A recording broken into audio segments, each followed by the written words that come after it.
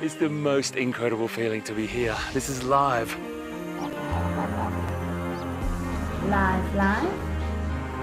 Wild Earth takes you on daily intimate experiences in nature live. This is a very, very different adventure, charged with emotion. Join expert guides as they search for Africa's most iconic animals. How awesome is this? She's coming right past our vehicle. Take a closer look here. Oh, careful. Oh no. Ask your host questions and have them answered in real time.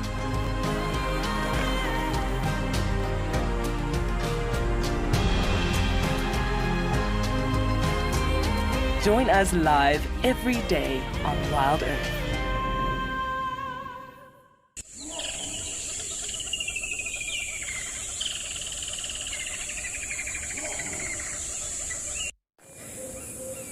This program features live coverage of an African safari and may include animal kills and carcasses. Viewer discretion is advised. Jumbo, and a very good afternoon, everyone. It's another rainy afternoon we have here, and we're already set out here in the plains. And welcome to your afternoon live safari.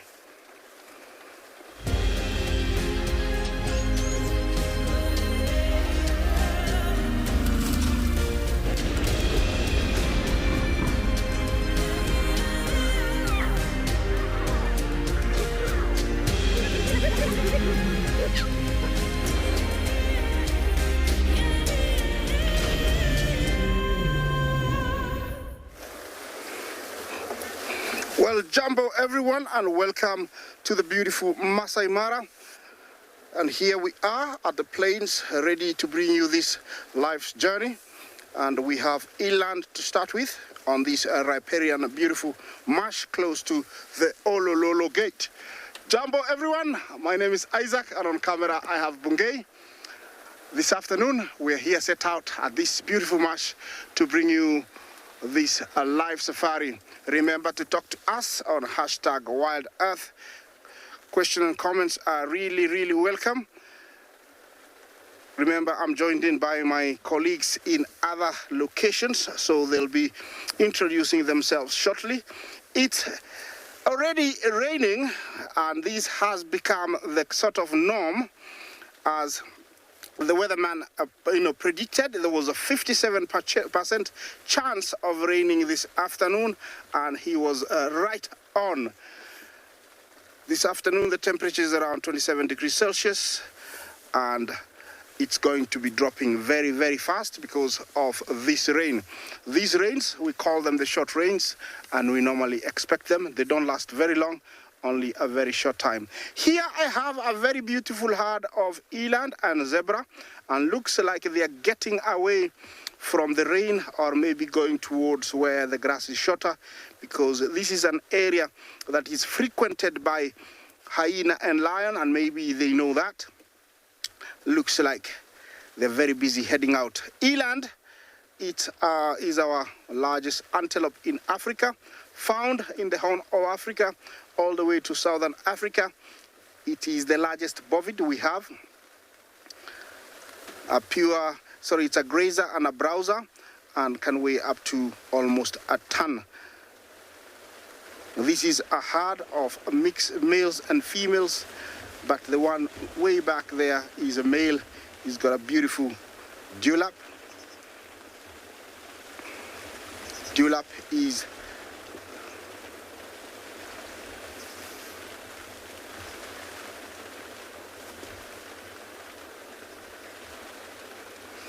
Sassy Kazi, thank you for your beautiful comment. Yes, it is quite beautiful over here. I've run out of the angle for this animal, so I'm going to try and turn the vehicle. They have gone beyond our reach, and we have to turn the vehicle slightly. I don't know if you can see that now. And also we have a very beautiful rainbow to the right. But thank you, Sassy, for your comment. It is such a beautiful afternoon, and looks like the rain is going to subside and it's going to look very, very beautiful. Well, I'm gonna get out of this rain, hopefully, and while I do that, let me take you to another live safari vehicle.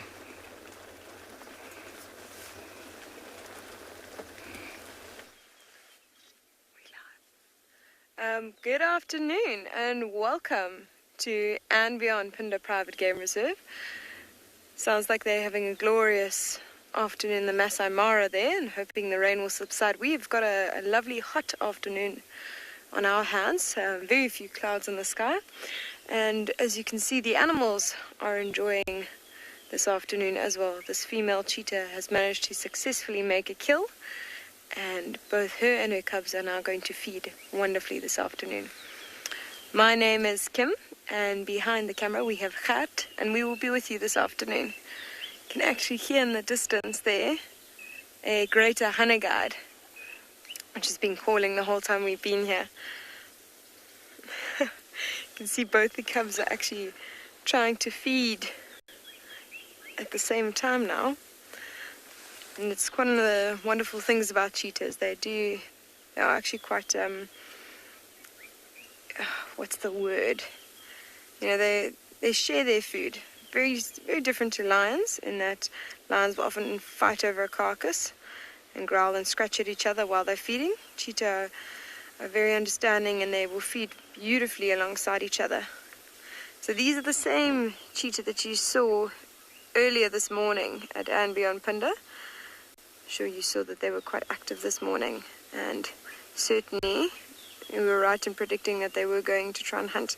Amazing. Look at the back now. Look at that cub going right into that carcass, and you can actually see what looks like a bit of the stomach now protruding out the back there.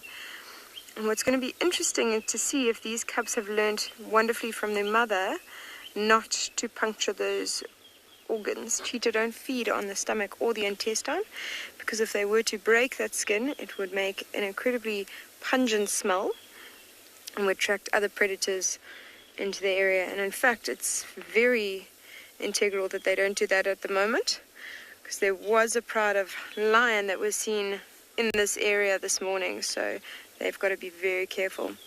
We're going to stay here and appreciate the sighting and see what they get up to.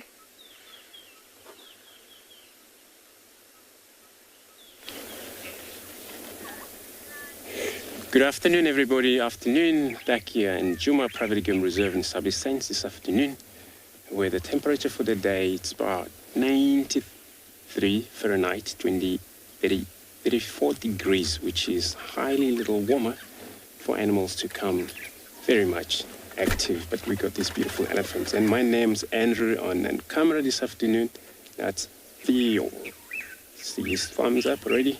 Yeah, so this is how we're going to be taking you to the safari life, standing with this beautiful young bull elephant feeding right in front of us. It looks like he's just been into a water hole by looking at the color of him. He's kind of have a mixed, kind of very inside of a skin, attached to a very wet, but very much out layer. It's kind of like picking up its normal color of elephant, which is kind of like a dry out. The mud that he just hasn't to be. Probably been into water, I think. So we're standing right there, surrounded by this beautiful grazing valley area. For the elephants, of course. He find himself like this young bull, still looking young bull to me when I look at him. Probably in his early, probably 20 years, somewhere there. And for him to able to find himself separate, it's because of the feeding habitation for them.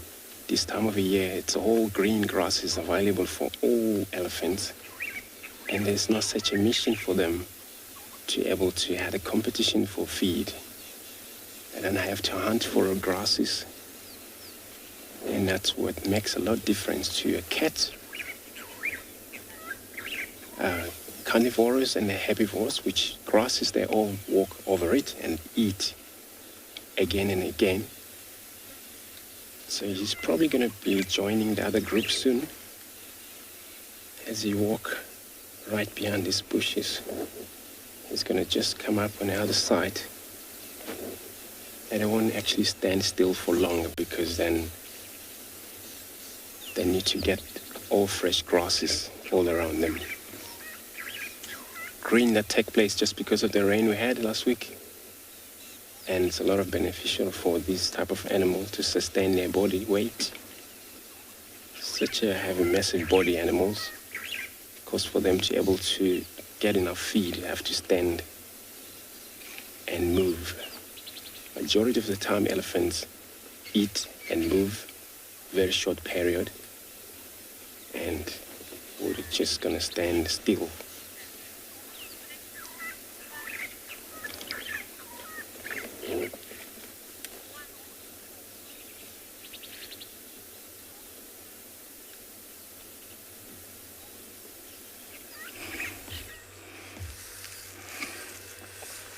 Well, the rain is still raining, but it hasn't deterred me from, exposing these eland that are on a mission. They're heading somewhere, and I've caught up with them. It looks like it's a small breeding herd. No young ones yet, though this is the time of the year that we should be seeing lots and lots of young ones. So this herd here, maybe they will have some young ones this month, and next month we normally see quite a lot of young ones. But I can see there are some males that are going around checking the females. Maybe also, some females are coming into season. They didn't get into season on time. Yes, this animal is a grazer and a browser, and so they are very successful in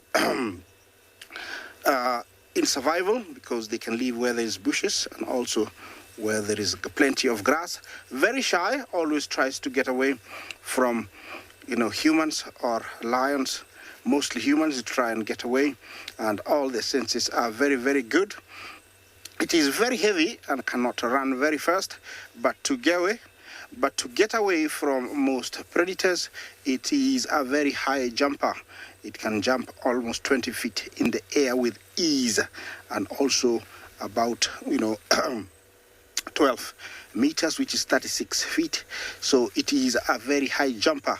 In fact, they have been known to jump, over a Land Cruiser or a Land Rover. Look at this beauty, the stripy Butchels or the common zebra.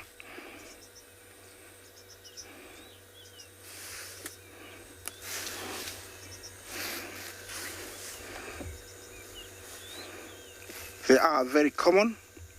Always, I can go for a day without seeing them. And they go in big dozens of up to 10, up to 12, mostly, that number.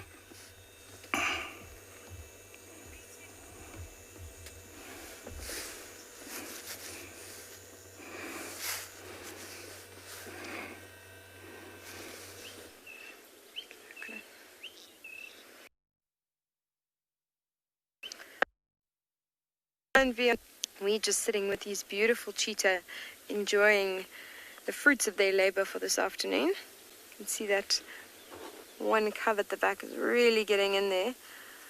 And you can actually, I don't know if you can hear that sound there. If you notice how he positioned his head, he almost put the skin of this impala right at the back on those back teeth.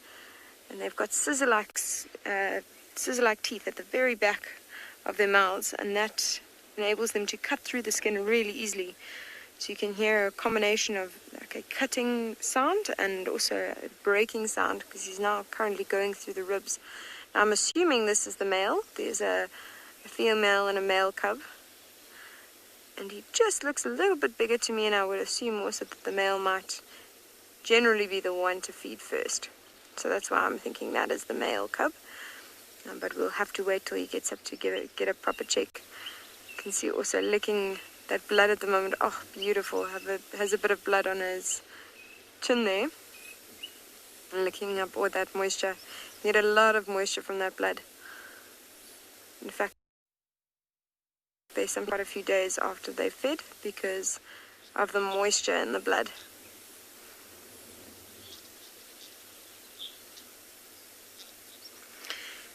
Yeah, now these cheetah cubs, if we have a look at the hair on the back of them, quite long. You know, when they get to about 2 years old, they'll start losing that hair. Also the fact that they're still with the mother. You know, the cheetah cubs leave when they're about 17 to 18 months. So we know that they are younger than that, still reliant on her. And in fact, we know that these cubs were born in February, so they are about 8 months now, both of these cheetah cubs. So that's whereabouts they are. It's always a little bit to tell the exact age of cheetah because we're not sure when they first found how long they've been out of their den site. And they generally den with the mother. The mother hides them in a thicket of grass for the first 3 months or so. But we think they were born around February, so close to 8 months. Such beautiful little cheetah. And it's wonderful to see them feeding. And what's also lovely, remember I said, I don't know if they've learned from the mother not to puncture those organs, and you can see the stomach on the bottom there, and the intestines on the top being very carefully fed around. So they've clearly learned quite well from their mother. So we are going to take you to another live location, and we'll stick around and you'll see us again shortly.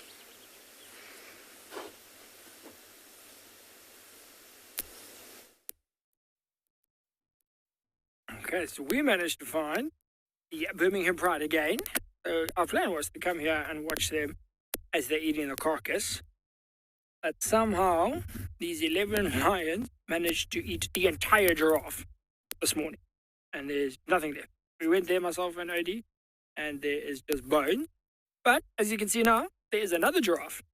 There's some silly reason. It's kept coming closer and closer and closer. So, potentially, our afternoon safari here at Beyond Nogala could get quite interesting. Although I would be very impressed if any of these lions can actually run. They are all looking very, very fat, and it is very, very hot at the moment. We're sitting on about 38 degrees Celsius here, about 9 something. So you with me, Sean, and we've got the OD behind the camera. We are both just trying to stay alive, stay hydrated, watch these cats, see what they're doing, try and do what they do, find a patch of shade. But right now we wanted to get that shot with the lions over here. The giraffe in the background, there's a few vultures circling around us. Now they all went to go look at what was left of the giraffe. And I think we saw maybe 3 hooves, and that was about it. And these lions did a very thorough job. Very surprising how close this other giraffe is actually coming. I mean, it obviously knows the lions are here. The lions are not necessarily hiding. They're all in the open. But giraffes are quite interested, curious animals. They will come and have a look. They think as long as they can see the predator, they are safe. So we are just going to sit here, keep an eye on the situation.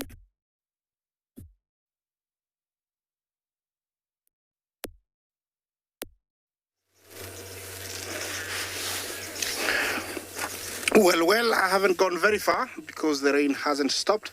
I'm still with my eland and zebra, and it looks like a very peaceful scene I am having here. A little bit more about the eland is that it is an antelope and lives up to around 20 years in the wild. I assume it will live longer, maybe by 5 years in captivity. And it carries its young for about 9 months. And usually young ones are born in daylight, mostly hidden in long grass or thickets. They do form creches, which is, the easy term would be a babysitting class where females would hide their young ones, and a few of them will take care of the young ones as, most of them feed, and every now and then one would go back to suckle, their young. Here is a very big, beautiful tree. It's very wet, so I'm not gonna go and hug it. This is Kegelia africana, or the sausage tree. This is a tree that is very famous for very many things in Africa. First of all, you see the fruit. It hangs right in there like a sausage. It's quite big, and all those hanging there are ready fruits. They will be becoming sausages in the coming months. mainly eaten by baboons and rhinos. They love them. This tree is actually endangered in some parts of Africa because the trunk makes a very good dugout canoes. Because it's hollow, it's easier work, and you can tell why it is endangered. This fruit, locally here in Kenya, we make a wine-like beer that if you mix with barley and leave it to cook, using brown sugar for a few days, it makes a very good concoction. And if you're not careful, if you take a good number of glasses, you can speak even Mongolian. So it is quite lethal, and it's got very many uses. Leopards love this tree because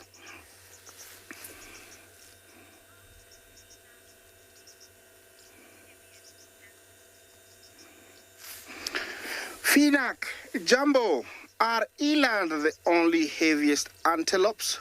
Well, there are others, they're all antelopes, including buffalo, but they are ranked the heaviest. Buffalo is second, and then we do have, I think the third one would be Nyala, or Kudu. Greater Kudu would be the third one, and then they drop down to Bongo, which is a rare antelope found in the Aberdares in Kenya and the forest of the Congo. So it is not the only one. That is a female and looks like she's feeling cold, so she is chewing her cud. Remember, they have 4-chambered stomachs, and so when they fill up one, they'll just stop and automatically regurgitate and fully utilize all the nutrients that are on what they have fed. Usually they they swallow after chewing it and properly utilizing, making it as smooth as possible. Then automatically another ball is pushed back towards the mouth. Bungei, I don't know if you noticed that one that just passed. She's very thin. I don't know what happened to her. Look at her. Yeah, let's have a look. She's got a beautiful set of horns, but definitely she's gone through something. Maybe she knows we're talking about her and she won't come out. Those birds that flew are oxpeckers, and it is common to see them on top of zebras and eland cleaning up, ticks and mites. Look at her, she's quite thin. I would say, she is older, she's not sick. She's done very well. She's done very well. Maybe she's one of those that beats the age, we say in the books, because she looks very oldish to me. Yeah, but the rest looks like they are taking care of her, and she loves being around them, so there is no problem about predators.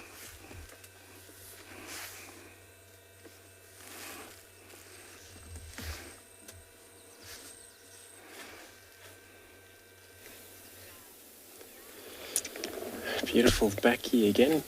There are beautiful young bull elephant.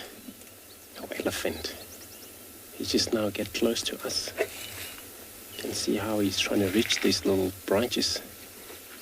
And the first time when he gets here, he was feeding on very much grasses. And for a change, he's now taking the leaves from the trees. Since it's all new shoots for him, and it's a lot easy to test. Every trees, they have a different taste, individual, and they have a preference when it comes to that in this type of area, where there's a lot of different type of trees. Big trees they will go for, deep bark, big trees as and knobthorns, the deep bark on marula as well, but a lot of time they bark on knobthorn just because of the layer between the bark and wood. It's very juicy and tasty, sweet sometimes. And that kind of destruction happens during the winter time. Rosalind, good afternoon. Welcome to your beautiful show this afternoon. You want to know how many elephants in Juma that I'm not sure. We receive a lot of different herds in this area, whole entire Sub-Saharan from the south, also northeast part of the western end of Kruger National Park. They all come into this area. So when I'm saying different herds, in one herd you find maybe 20 or 18, sometimes 30 possibly. And of course, very difficult animals to be able to identify. If this animal that stick around in the area, you're able to identify your individual group that you will know of every time you come across them. So yeah, it's quite a few herds around here that move in and out in this area.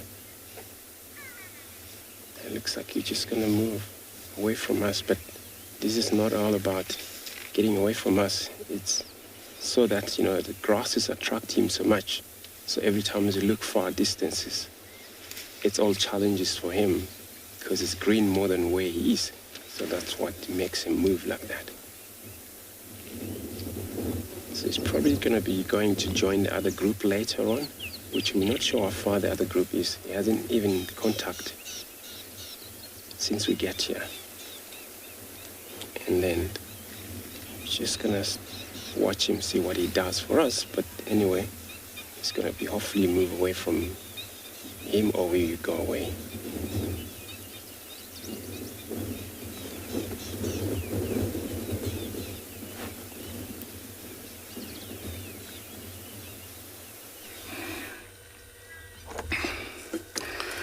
Well, different angle on a beautiful rainbow. I don't know if you can see it. Yes, and I think down there is a pot of gold. The problem is I cannot get out of the vehicle to go and fetch it. Yes, it's a beautiful scene that I have here, set, you know, by these beautiful zebra that are very happy, wagging their tails, the rainbow, and also the plains overlooking the Greater Mara. It has been raining a little bit, but it is subsiding, so it's a beautiful, you know, scene that I have here. And these zebras seems to be very, very happy where they are. They're actually on a high ground, so they can see most predators approaching them. They can see opposite, you know, towards the rainbow. They can see where I am, so it's a very, very strategic spot for them. During this time of the year, we expect this kind of rains that I've had this afternoon. I'm hoping that it will be the last until tonight. When I go to camp, it can rain.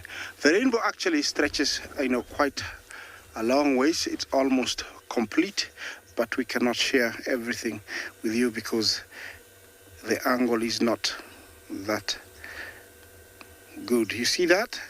It's a beautiful rainbow. And looks like somebody's still getting some rain quite a long ways away. I can't see all the colors of the rainbow, but I can see, I think, purple, blue, green, yellow, red. I think those are the ones I see. The rest are somewhere in there. Yes, and the light is just superb.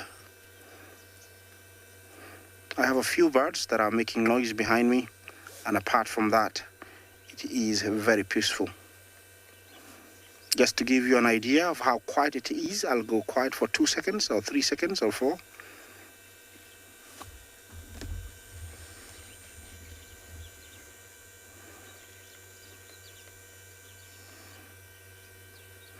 Yes, that's how quiet it is, and I'm not complaining. I'm loving it. It's very peaceful. The temperature has dropped slightly, and I think it's going to drop a little bit more.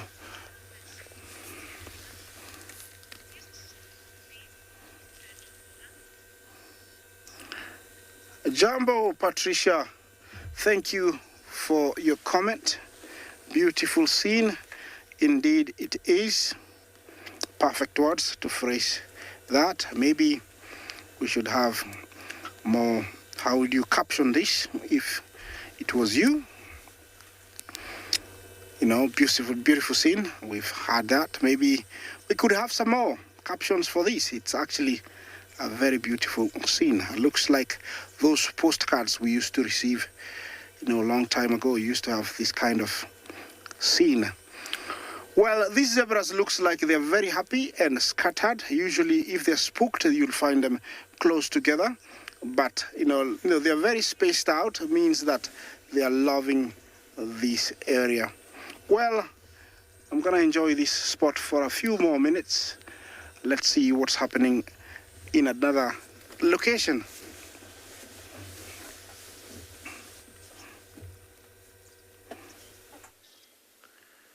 Welcome back to And Beyond Phinda. As you can see, all three of these cheetah are now eating this young impala that they've caught earlier. Amazing to see that all three of them are actually finding spots, finding places to actually feed on this impala. It's not a massive impala, and it's amazing how, you know, they are sort of comfortable with feeding right next to each other, as we spoke about earlier. What is more amazing is to see this impala sort of disappearing right in front of our eyes. I can't believe how quickly they're putting it away. The mother has started to feed now as well. And you notice when we started the show, she was off to the side and panting quite heavily. And even the cubs were panting quite a bit. And she will generally, you know, for at least half an hour after she's made a kill like this, she will sit off to the side, she will slow her heart rate, rest a little bit, and also keep a wary eye out for predators. Just as that one on the right has just picked its head up, it's looking around. You've got to be very conscious of the fact that they are quite vulnerable at the moment. You know, when they made this kill, there would have been alarm calls, there would have been things that might have drawn predators, other predators into this area looking for a quick kill to steal. You know, the difference between cheetah and leopard and lion is that cheetah will tend to be quite alert if they hear alarm calls because they know it might be another predator in the area. Leopard and lion often actually follow the alarm calls because they know it might be something that they can steal, kill something that they can steal. Much easier for them to steal one than actually make one themselves. So that's why they're particularly vulnerable, and you see that one picking its head up. Even the mom now, every now and then, you see she's looking around now, having a quick little scan, and she goes back to eat. They are very good mothers. She'll let her cubs feed first, as we saw, and then she's starting to feed a little bit now. They do tend to take turns keeping watch while they're feeding. You can see that one has actually gone off out into it's finding a shady pup.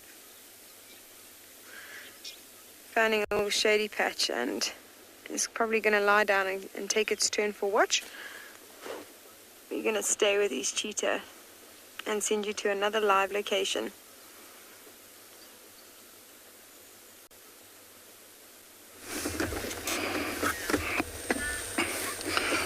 Well, yeah, same spot, and Bungei has done some magic to zoom into that rainbow so we could see and find the gold spot somewhere behind that zebra. We're still getting a little bit of rain. I'm not complaining. It might bring the wildebeest back. Remember to talk to us, #WildEarth. Questions and comments are really, really welcome. Yeah.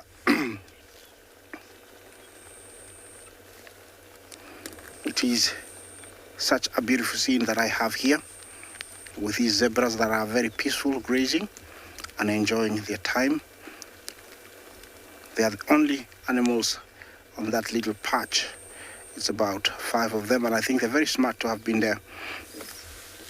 Well, about the Mara, where you see a long way there, we call them the Paradise Plains. I'm a place called the Mara Triangle, very close to Olololo Gate. The escarpment is only about 400 meters behind me, and so it's a high point where I can look a long ways down. You know how a rainbow is formed? A rainbow is formed when, light goes through rainy droplets, and when it comes out on the other side, it condenses and brings out these beautiful colors, or reflects these beautiful colors. That is what I can remember about the rainbow, and looks like the colors are getting brighter. I don't know how many you can count, but myself right now, there's supposed to be 7. I still can see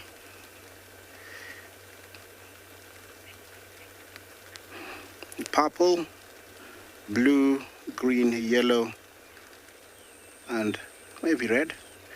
Not all of them I can see.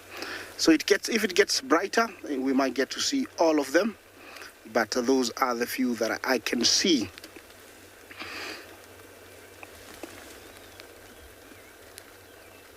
It is a very beautiful afternoon, I can say. I cannot complain about the rain. It's going to pass, and it looks like it might end quite soon. Somebody had requested a rainbow, and I think we've received it. Over here, these zebras actually are not very scared, and actually they're not looking up, and I don't know for what reason. Maybe they know that this is a very strategic point and predators wouldn't be seeing them.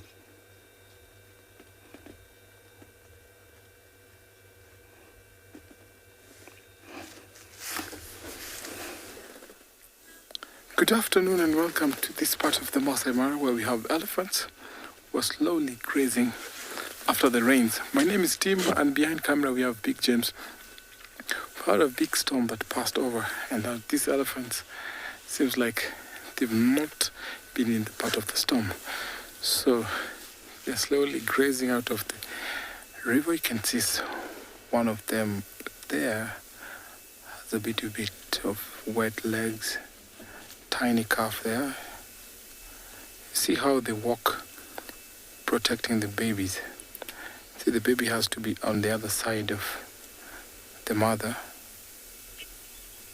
while they're walking towards the grazing. It's because we are just between the elephant mom and the calf, so we are safe. So most of the time you find that elephants will protect their calves as they're walking wherever they're going, maybe into grazing, into the swamps. And every part of the herd also protects the young ones. Seems like one big herd. We have the matriarch who was in lead, and then the sister, and then some parts of the herd. See, those two calves look like twins, but actually they're from two separate moms.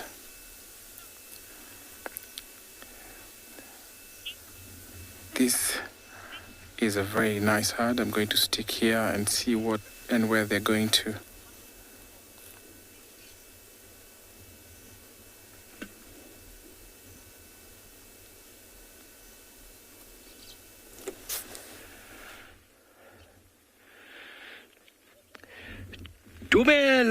Dumela, hello and welcome to Tswalu Kalahari. My name is Carl. Behind camera is the one and only Mr. David, and we are sitting here at this pan and waiting for some animals to come to this lovely life-giving water. Got a bit of shade, so hopefully some birds come in to get a drink. We've got these two beautiful bull giraffe very close, so hopefully we can have them soon coming down for a little refreshing drink. They want to come close. They have been feeding on that salt block or mineral block, so they should be thirsty. And then also we're sitting here in hopes of some new and exciting insects that we could get here at the water's edge. It's always nice now with the onset of this heat that insects go in search of water and mud, lay eggs, which is really interesting stuff. Here they come. Can you hear the black-winged stilt busy giving a little call there?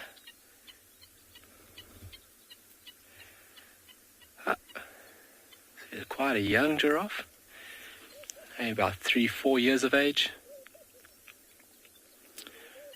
and it's a cooker today on Tswalu. So what we're going to be doing for this afternoon is just holding our spot here. We've got a little makeshift hide, a little bit of shade, and it's a great spot to wait out for animals to come down to this great pan.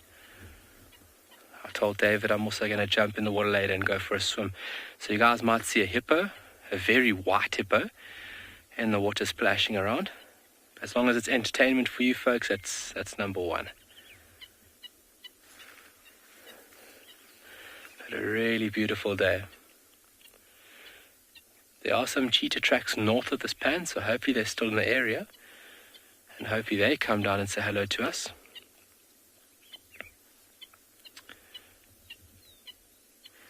You can come for a drink, Mr. Giraffe. I think he's more focused on us than actually coming to the water. So giraffe by nature are very curious. It's been some of my most memorable and funniest times in the bush is watching giraffe and their curiosity.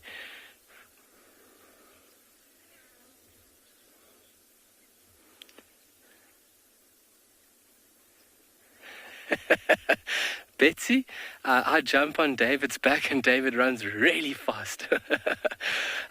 Betsy, giraffe don't really have an aggressive nature. There have been sightings and recordings of them chasing vehicles, but by nature they are very placid, curious animals.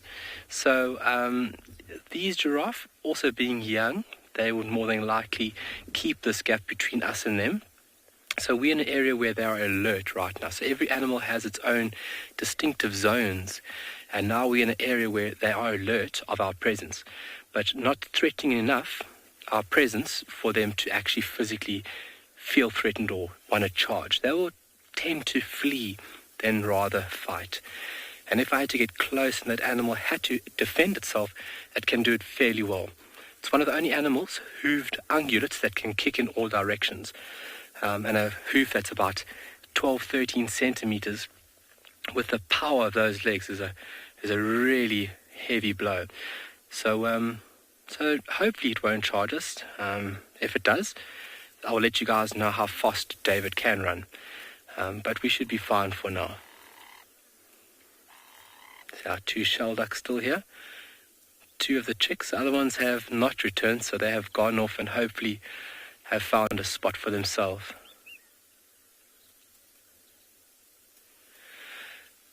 Donovan, how much do giraffes eat per day? A fully grown bull would consume at about 30 to 34 kilograms of vegetation a day. And obviously spending a large majority of the day, 15 to 20 hours, accumulating that material. And if you think about 35 kilograms and a bull is weighing 1,000 plus kilograms, it's not a lot of food in comparison to the body mass of the animal. So on average about 30 to 34 kilograms of browsing material this animal will eat a day. There comes his friend. You can see now how the one on the left is just watching us, just locked onto us. You can see the ears pointing towards us, and he's just trying to suss out, what are we doing here?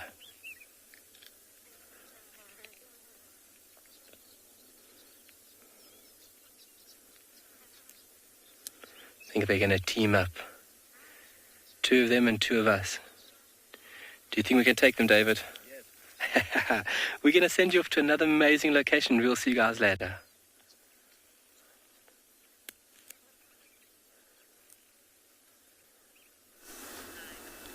From the giraffes and back to our elephants, who seems they're dusting off. Oh, look at that. That little one picked up a heap of grass. And the young ones also learning from watching how the elders or the older ones are doing.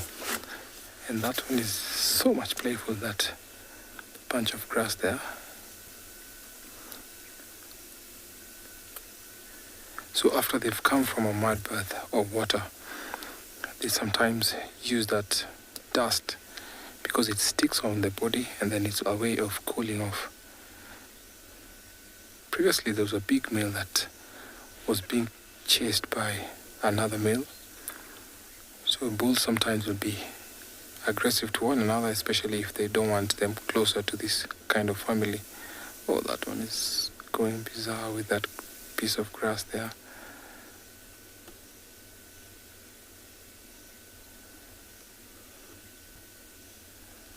Dust bathing is common with elephants, and this is one way of cooling themselves. So they sometimes use water to cool their bodies. They'll use mud, and after maybe from a water bath, they'll come to a place where it's dusty, pick the dust, and then throw it onto their bodies.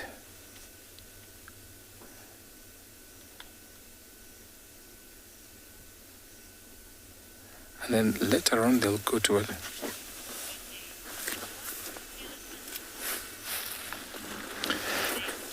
Rene, thank you so much for your question. Elephants are so much protected because of their tusk. These are one of the endangered species, and their decline means a lot because their tusk actually thought that it has some useful meaning, but it was just used for carving and ornamental use. So they're protected because of their tusk, ivory, which is very, very much sought after. So the reason why these elephants are put on the endangered list as one of the vulnerable and endangered species. That bull is not happy with the other younger one. He's chasing him around. We've seen lots of commotion about here. We have about 3 bulls here, and I think he's trying to display his dominance, and that is always common when bachelors come together.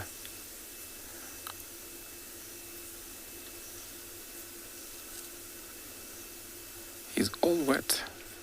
Seems like he passed where there was rain, or maybe splashed water on his body.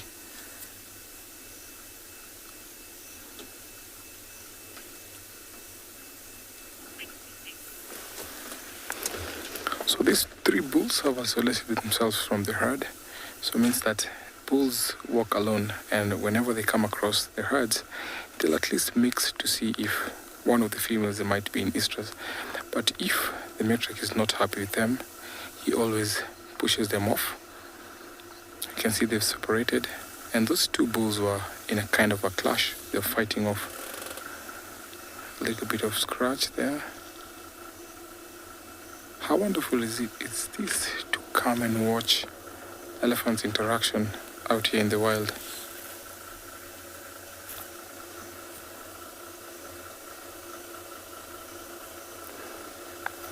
They're very clean tusks. You can tell that it's already been raining, and some of this has been a little bit of commotion going there.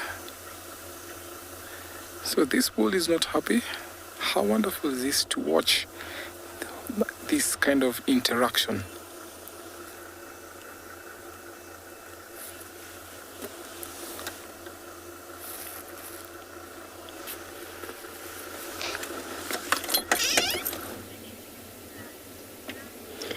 Beautiful elephants, beautiful, especially in the herds. Now we found these very unique striped animals here, which is a plain or birch-old zebra. You can see how they reposition of one another there. It's all about now the safety, understand they're in the open. It's clearly open here where they are, but the safety still counts for these animals. Usually they do that. And we've seen about 5 of them at least in this area, but also with some impalas, and that's how they group up. But sometimes you see as they do that, partner will rest her neck on top of the other one as they look. Each one had a lot of work. Look somebody's backside for safety, and of course they have to trust one another for that. And they're able to immediately respond to a danger if there is any approach. But the tail is always doing this, even in at night. found a zebra, they're swinging their tail like this. They're very...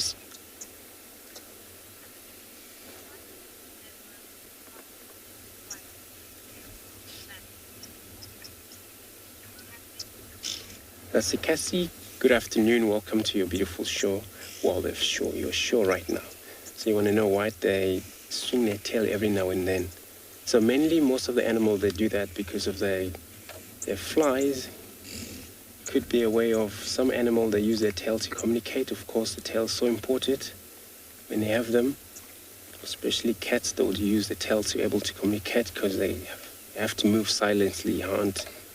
And then, of course, it means something every time they do their tails wagging them, every time, every now and then. And then, of course, with this unique animal, it's so because of their flies right in their back. There's no way they can get their flies. They use their tails pretty much a lot. And, of course, they're right behind them is so sensitive. And then they stand right in front of them, the neck and the ears. We do a lot of work in terms of get away the flies in everybody, the parasite most. So that's why I see the zebra every time they do that with their tail. But we're looking at the plain zebra. And with this animal, they're very much stripy, and of course, the shadow stripe is there. So they're a lot different. They're very unique. They're striped like our fingerprints. Is so beautiful.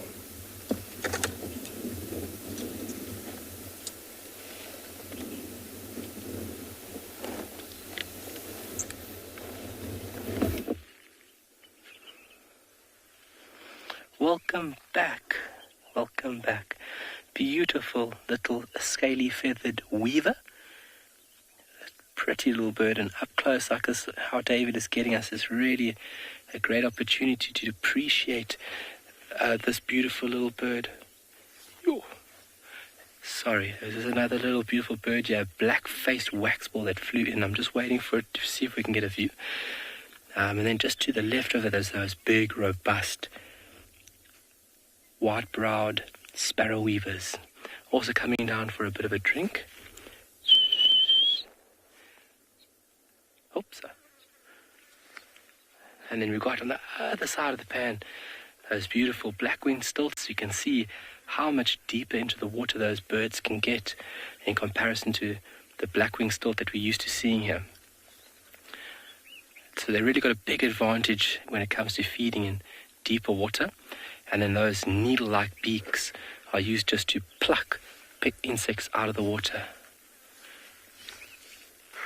So the bird activities are really picking up. And where we're sitting is the perfect spot because they're coming down from this vegetative part on our left-hand side, and they're coming to the water. So it's a really good spot for birds to come into the water over here. We're going to send you off, and we'll be here.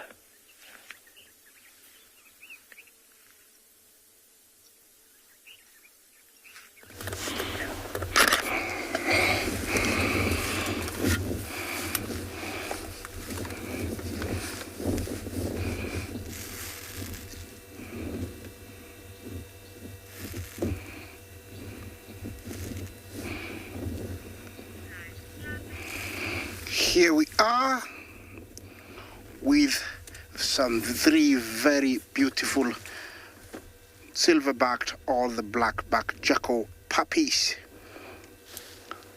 We have been seeing them for the last couple of months, but they have moved quite a long way to where they are, and I think it was a very clever move for the mother and the dad, because where they were earlier and where they were born, there is too many predators. There is lions, there is hyenas. There's never a day that I go through there and I don't see, a lion or a hyena. And over here, looks like it's perfect. They can see long ways, and we rarely get to see predators here, although I'm sure they do come across here, but I haven't seen any in the last few days. Looks like it's a very fed young ones. And he has eaten really, really well. Yeah, mommy and daddy maybe brought some food. The lions made a kill down towards where I'm heading, and so maybe they found something from there and brought to these little guys. Right now, they are not suckling anymore. Look at that. How cute is that? Yes. Well, you can find up to 6 puppies in a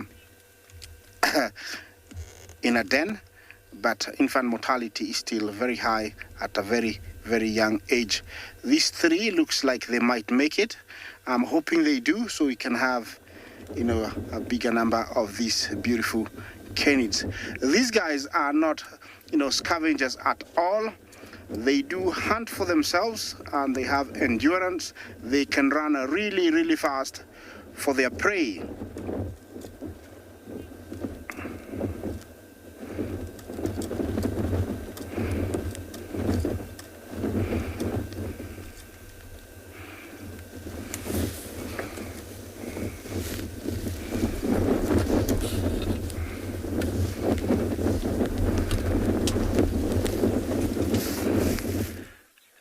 Beautiful, vibrant yellow canary flying off.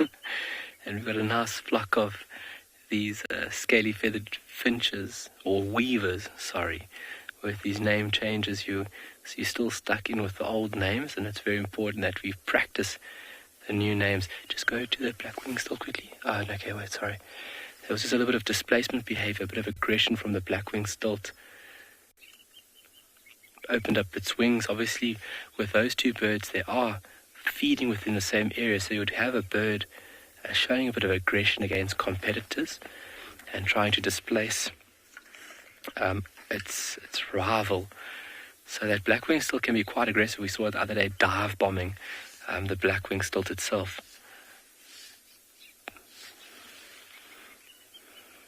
Very nice.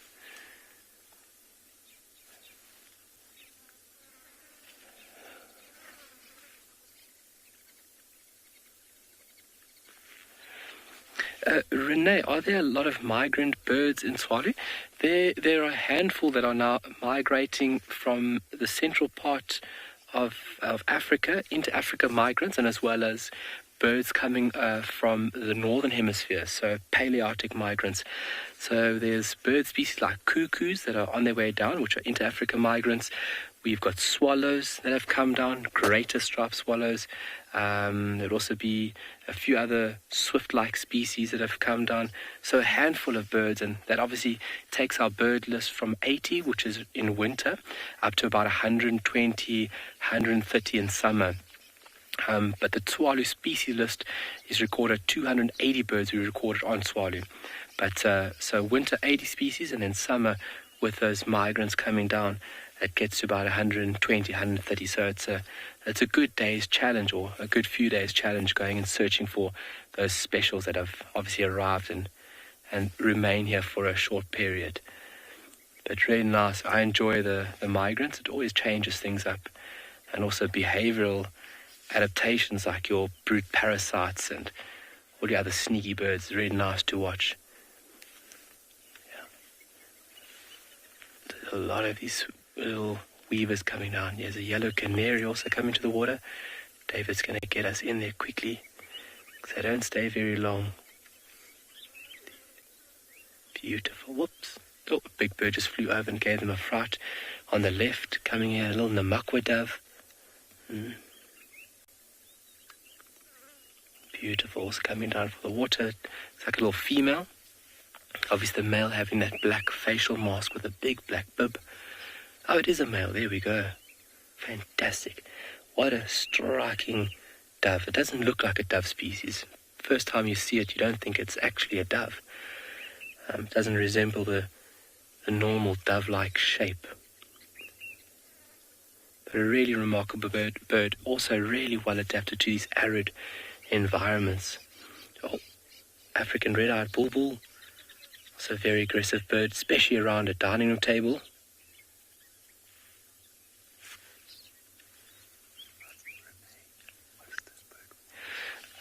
Is this bird monogamous? I think we're talking about the finches, or the finches. They would form a monogamous pairs. It wouldn't be the same partner year after year. generally with birds, if you find that the birds are similar in appearance, they more than likely are going to be adopting a monogamous breeding system. And where your bird, where in the male category is a very, very different, striking difference, then you're going to find them in a polygamous breeding system. So these guys over here will be monogamous, not necessarily saying that it's going to be the same partner over consecutive years or year after year. But what a beautiful sight it is here at the pan. It's always really nice just to sit nice and still and just wait for nature to come to you.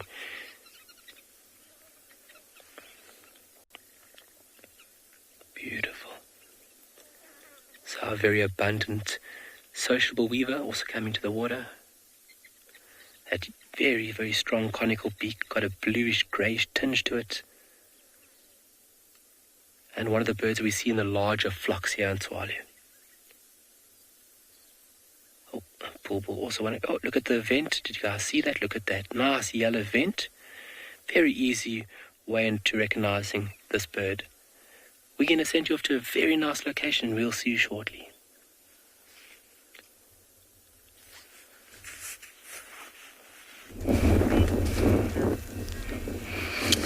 Well, it's quite entertaining to sit here and just enjoy the company of these young puppies that are about 4 months old. You know, a few things about the silverback jackal is that it's a very highly vocal small carnivore. They always squeal and yell. Always, you know, you will find them very close to where there's a kill. It's a good sign sometimes that, you know, there is a lion or a leopard nearby. If you see them. Another thing is they're monogamous. They pair for life. Yeah, that is, you know, some very interesting things about these small canids. For a very long time, they were mistaken to be, you know, scavengers. But this is a highly intelligent and very efficient small predator. They have endurance, and sometimes they join forces. A pair can join forces with another 2 pairs to bring down big animals as big as a Thompson's gazelle. They have endurance, and they will chase it, very much like wild dogs. Eventually, the animal stops and tries to fight, and while doing that, they'll start eating it alive. Very ruthless, but very, very efficient. But that's when really, you know, conditions are really tough. They feed on smaller rodents, rabbits, you know, guinea fowls. They feed on them.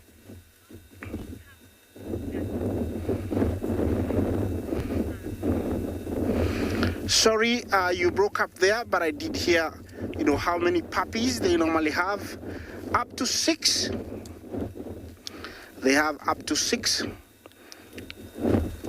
They do have which are born in a den, a very hidden spot, either hollow or a shrub. And very much like dogs, they open their eyes within some very few days. And, you know, they suckle for up to 2 months. And then, you know, they start eating solids. The mothers bring the solids, they regurgitate the solids. And in another maybe 1 month, they'll start following their parents to go foraging. I'm gonna follow them because it looks like they have either 2 dens or it's just this one here, but looks like they're going to the second one because they're following the track.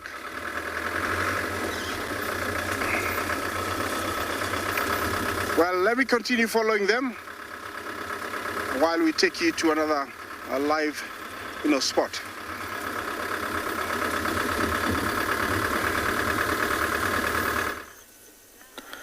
Welcome back to the Mara. We have impalas here with very small calf who are very busy running up. Look at them, how they are pronking. So sometimes these herds will split up depending on how they are.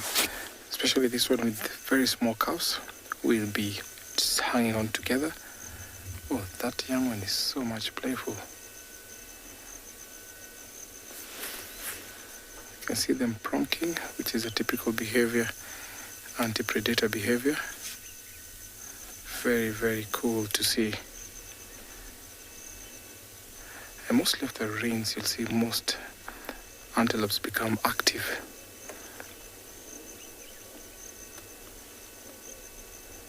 So this is one way of the young ones learning from the elders.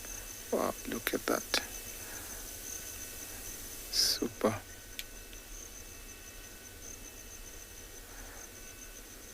Now in future, when they become independent, that is what they will do to deter away predators.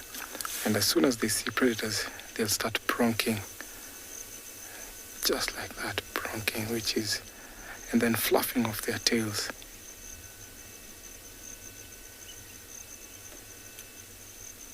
How interesting is that?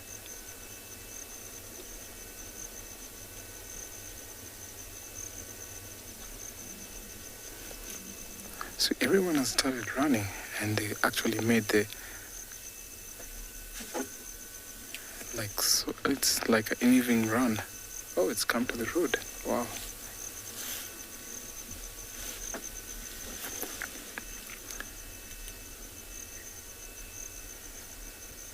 So if a predator was here, we'll actually see that their feet, he cannot get them. And of course, they will end up giving up.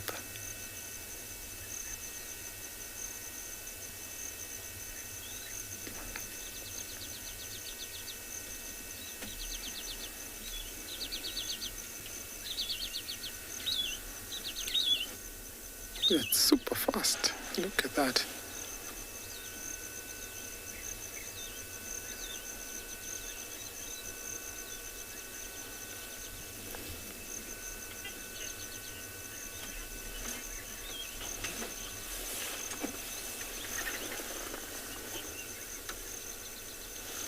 So this herd is going to stick around here. We can see that there's a male approaching them. Sometimes after they're about to be weaned, or when they're weaned about 6 months old, the bond of the young ones and the mother splits up, because right now they need their mothers because they are still nursing. And after that, about 6 months, they'll separate. So young males will be kicked out when they're about 3 years of age. Oh, they're going back again.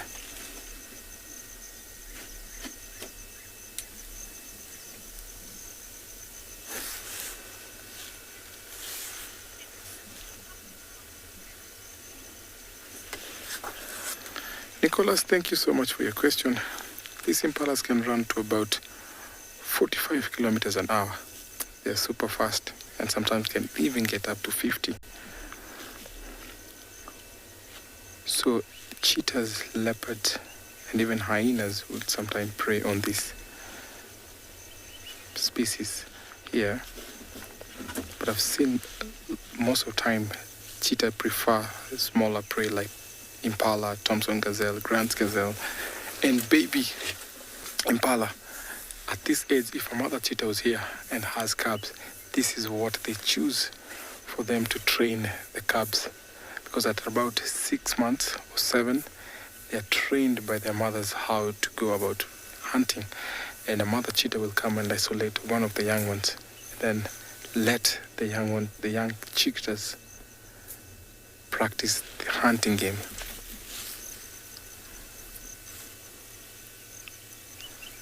So when the males get to about 3 years old, they'll be separated from this harem. We have groups where we have a male with several females, and sometimes females will be hanging around together, and a herd that has young ones. You can see he's walking around, herding them slowly.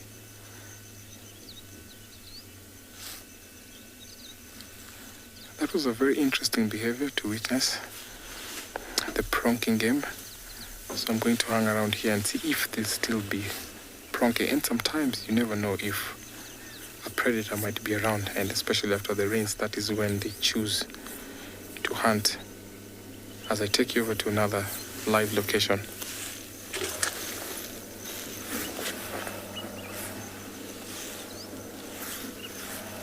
Well, look at another beauty that I found here. The Lone Ranger.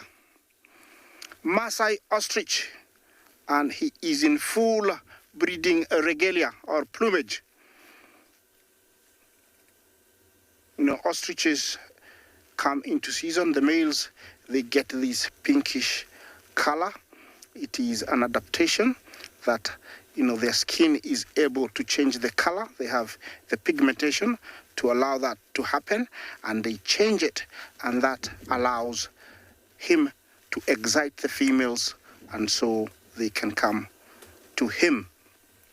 You know, the height of an ostrich is a very good advantage, so it sees predators, and that's why it can walk in these dangerous plains casually without, you know, being hunted, because it can detect, you know, danger for up to 30 meters. It's got a very big eye, and it's able to use it and differentiate different things. Also, it can run very, very fast, up to around 40 kilometers an hour. Oops, something spooked him. And it can turn at very, very sharp angles, so it can get away from most predators by running and turning away. The ostrich is a distant cousin to the kiwi, the emus, and the rares of Australia. Those are all flightless birds. I don't know how it became that they can fly, but if you look closely at their feathers, they are not fused like flying birds. They are tightly weaved together to be able to hold wind, and they are, you know, joined together by small barbs. If you observe them, you'll see that in the flying birds. With the ostrich, they're actually very tatty and very separated, so they cannot, you know, fly, you know, for that reason. They're on the ground, but they adapted to running and turning at very sharp angles to avoid, you know, predators. We have 2 species of them here in Kenya, and this is the most common one, the Maasai or the common ostrich. Females are gray, but males are black, white, and they get these beautiful pinkish reddish color during breeding. He is very busy eating some grass, which is in plenty. Usually very silent, but if disturbed, they'll make a noise, a hissing noise.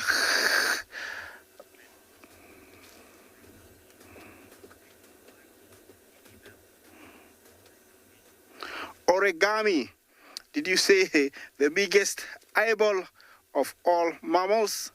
I don't know if it's all mammals, but maybe all birds. Let's put it that way. All birds. It's got the biggest, you know, eye socket or eyeball. Yeah, he's walking. I don't know if he's going towards his girlfriends.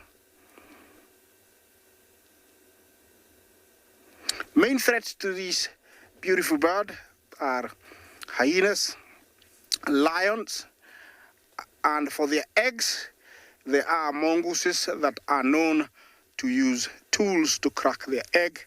And also, the Egyptian vulture is the only known bird to eat its eggs, because it can grab hold of a rock, and using its beak, it can crack open, you know, the egg. Okay, let's take you to another live safari vehicle.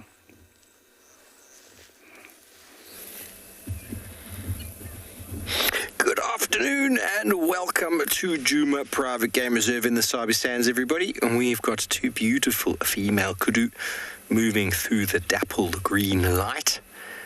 Hello, everybody. My name is Steve, joined by Mvo on camera, and very excited to have you with us, of course, as always, on this wonderful afternoon. Now, we're going to try and move up quickly, see if we can get you those kudu. You still get them, Mvo. I think you can still get her over there, through the gap.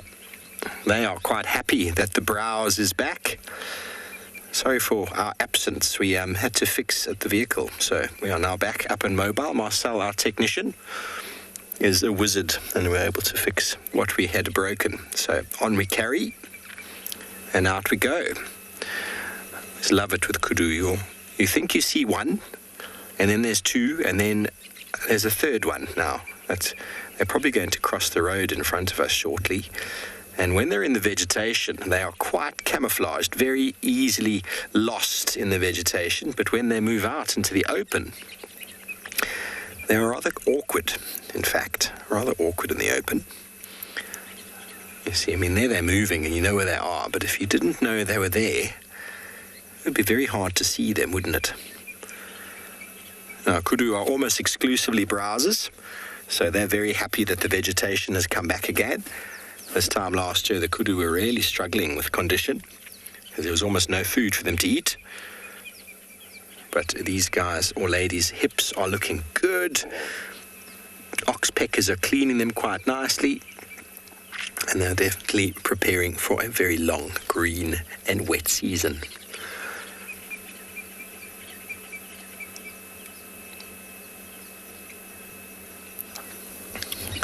Always found little family groups. You might find a solo male on his own, but he's generally with a group of females or in small bachelor herds. So one thing that does come with the vegetation thickening like this, of course, is also the stealthy predators.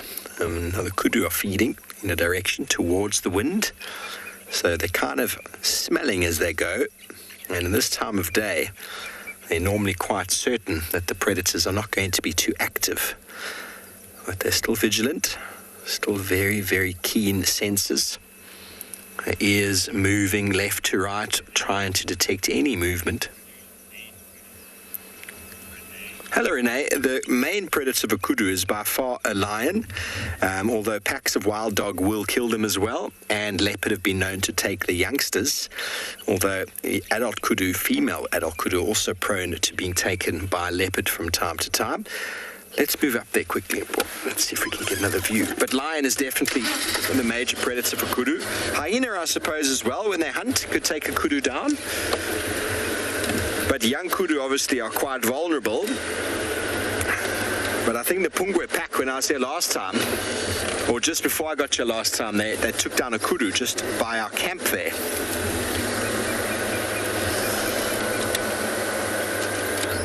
There you go, there's one on the right-hand side. The perfect height.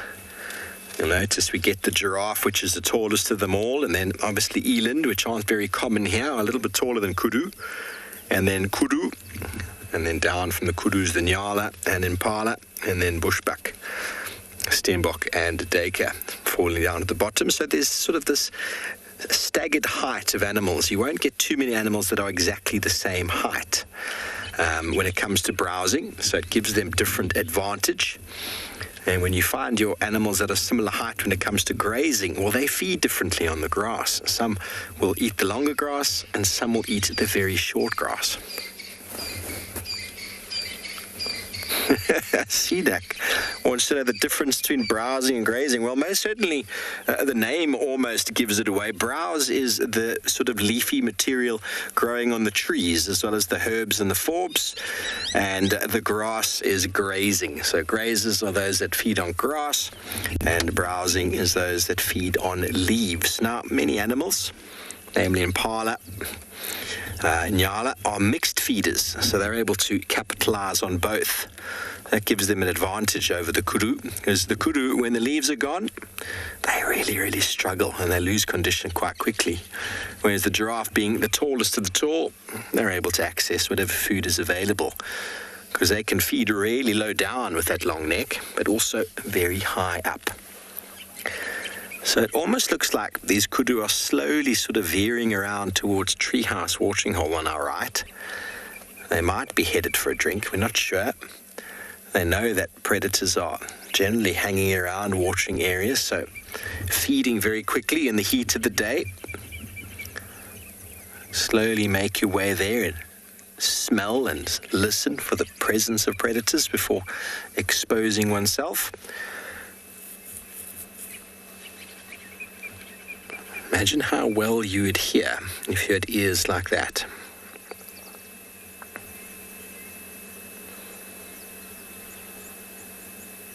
So browsing or defoliating that plant. Obviously these plants have got many mechanisms for protecting themselves. This time of year, there's not too many chemicals in the leaves. They're all nice and fresh and green and juicy. Even plants that are growing thorns at this time of year, those thorns are quite soft and pliable and even eaten. by the likes of the kudu.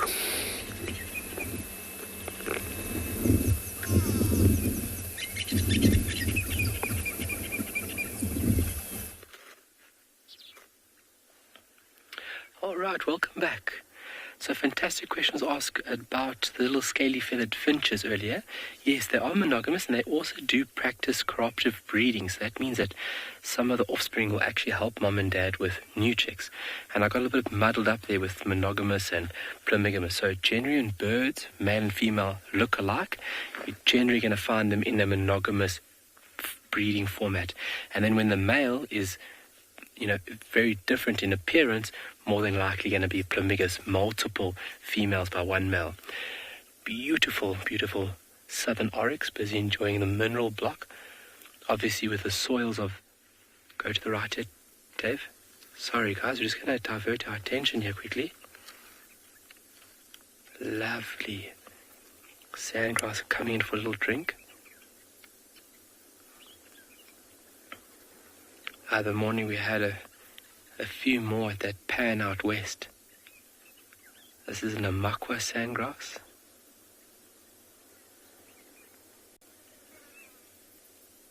Beautiful.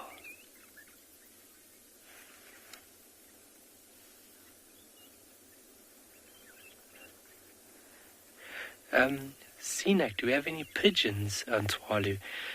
So pigeons, we get doves, which are like resemblance of pigeon, but we do now and then have feral pigeons that come through Tswalu. Those are obviously pigeons that have been brought into South Africa, and people normally use them for racing or from point A to point B. And with a few of them getting out, they have started wild populations. But feral pigeon is a pigeon that we would see every now and then within certain parts of Tswalu. But its appearance is very... it's unmistakable that it's a pigeon. Yeah. You get other types of doves, rock doves, which look like pigeons. They're obviously wild versions. Very beautiful birds here. The male on the right and the female on the left. You can see the male with a little breastband, clear chest, clear head, and that female with the beautiful streaks along the chest section going down to her belly, which the pattern then changes. Male and the Amakwa dove in front of them. Just talking very softly because we actually had a Gabar goshawk come into the pan and we thought, something is going to go down here. But it's sitting somewhere just behind us, so we're trying to keep very quiet and hopefully this bird sees an opportunity and something goes down. It's nice when they sit still. Normally they're in here, grab a drink and they're out. So having the ability or the luxury of just viewing these beautiful birds is a real treat. And look at that coloration, the patterning, allowing that bird just to blend into the environment.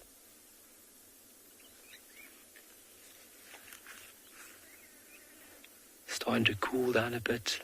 Bird activity is starting to increase. We haven't had any mammals come in yet. Melanie, they are beautiful birds. And hopefully as we go on, we can find the double-banded sandgrass coming in here. Also very, very beautiful species of grass. They're just really entertaining to watch early morning. And then also late afternoon, their behavior. Double-banded is a species that would like to enter the watering hole just on the onset of dusk. And the communication and vocalization that happens is quite entertaining. We're going to send you off to another nice location. We'll see you guys soon.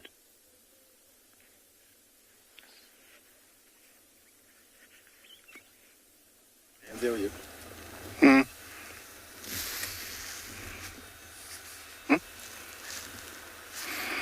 Well, here I am back with the two of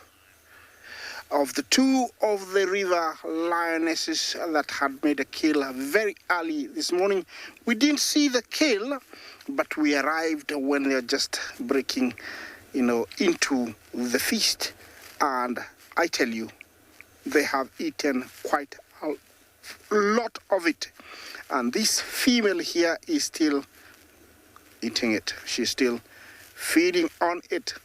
She doesn't know when next they're going to have wildebeest, and so she has to fully utilize everything that is available.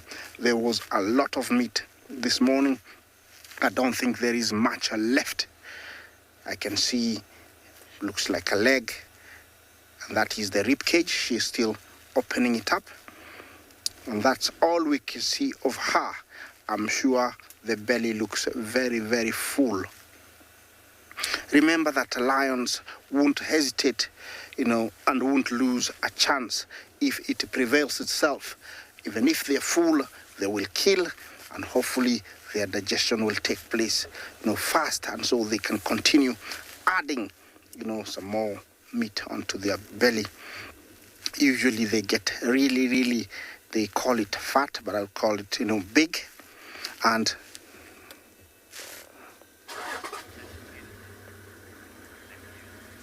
Hadil Jumbo, can lions hunt elephant? Was that right? I didn't hear the whole question, but if it's that so, yes, they can hunt elephants, and it has been documented in Botswana. And I think, it was documented on camera, where a very big pride of lion, I think there were more than 20, brought down sub-adult elephant. It took a long time for them to bring it down, but they did. Well, these animals are predators. They are super predators, very strong, and anything that is available, they can join hands and bring it down. So they can bring down an elephant. Here in the Mara, there's no need to go for elephant. There is plenty of other small game, from zebra, eland, buffalo, giraffe, zebra, wildebeest this time of the year, even smaller antelopes like Thompson's gazelle, impala. There is plenty, so there's no need to go for elephants over here. But of course, if there was a young elephant, about 5 or 10 years, and it comes, it goes through a pride of lions that are more than 10, they will try to go for it. But yes, they do go for elephants. But it is one of those rare sightings. Actually, I think those guys that captured that were very, very lucky, and they had waited for very long to document it so that people could believe that, they do go for elephants. Yes, she's still working on this carcass. She's a very big mama, that one. She's a big girl. And I'm sure she knows.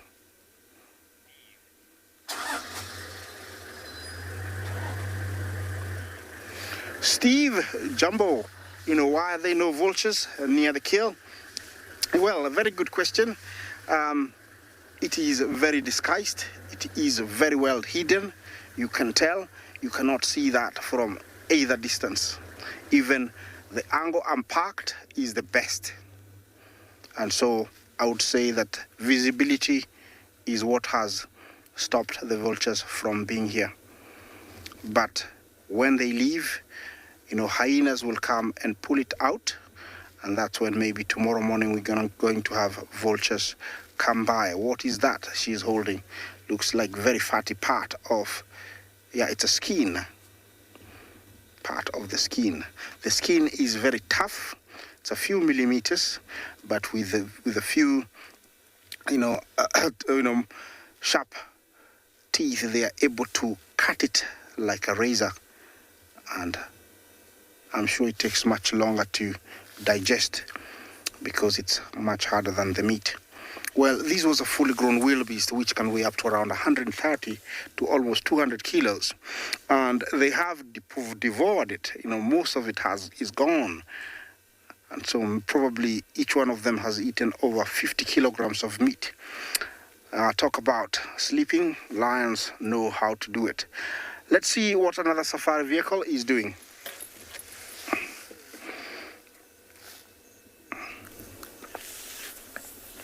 From the feeding lions to our feeding elephants, I can see this family is busy grazing on the grass, and they're slowly walking towards the bushes.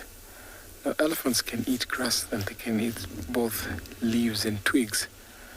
When there's no grass, they'll be taking over on branches, on trees. They even fall down acacia trees where they peel off the barks, which also help them to add nutrients in their body. You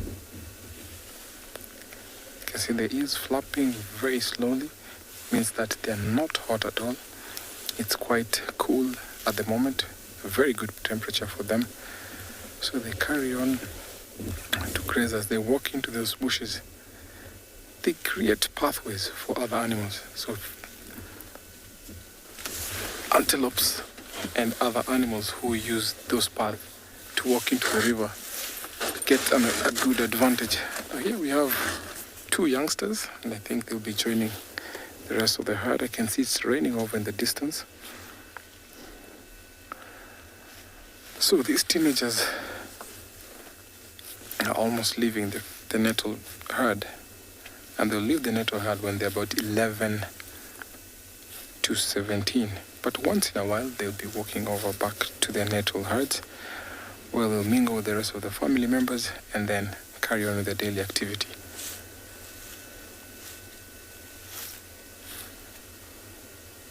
Soon these two will be dominant bulls, where they'll demand also respect from younger emerging bulls who will come to join them. I can see wildebeest who are grazing. It's very nice weather where everyone is feeding. You can see zebras. We just happen to see impalas who are also feeding as well and pronking. Buffalo sleeping over there.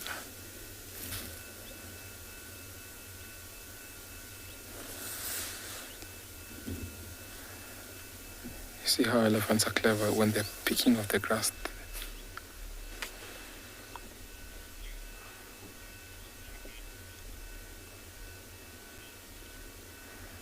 Musa, do elephants know what trees is poisonous? Elephants are super clever, and from the experience when they were growing up, leading a life where they were led by the matriarchs, they're able to understand from learning how they will browse and feed as they carry on. So that gives them an experience, and they have a very good memory where they can remember what to eat and what not. But of course, most of these plants are medicinal and have medicinal value, so they eat almost every tree that they come across.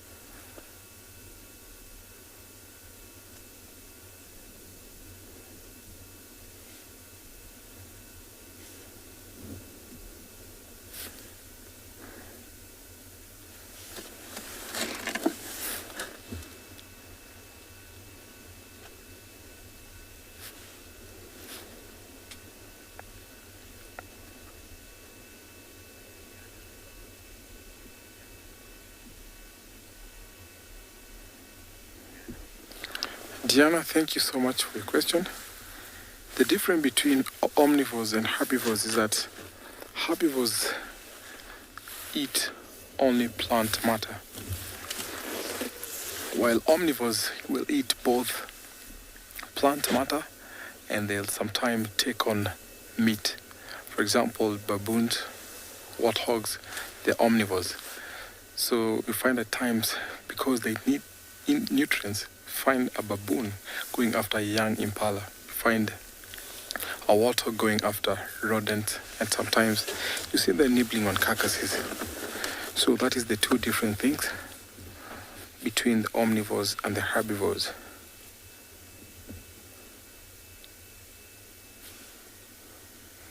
These two are slowly joining the herd who went into the bushes, and over the distance you see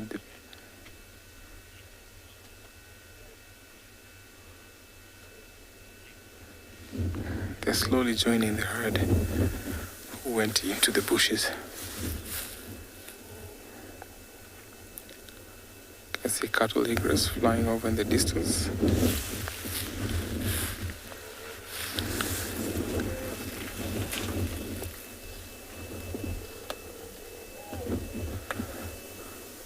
What an evening of activity. See guinea fowls busy feeding here. These birds play an important role in our ecosystem, where they help in control of ticks, flies.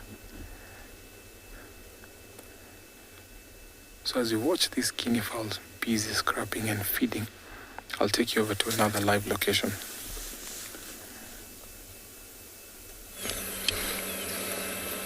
Thanks, Tim. Well, we found a very cool little family who've just hidden behind this tree. A little family of dwarf mongoose. They came out for us. They were in the open for a moment, and I just decided it's camera shy. Poor thing. I'm going to just go forward a little bit. Other side of this termite mound, there's that stick, and there's a bird there with a red face. Can you see it? Just through there. Oh, it's just through there.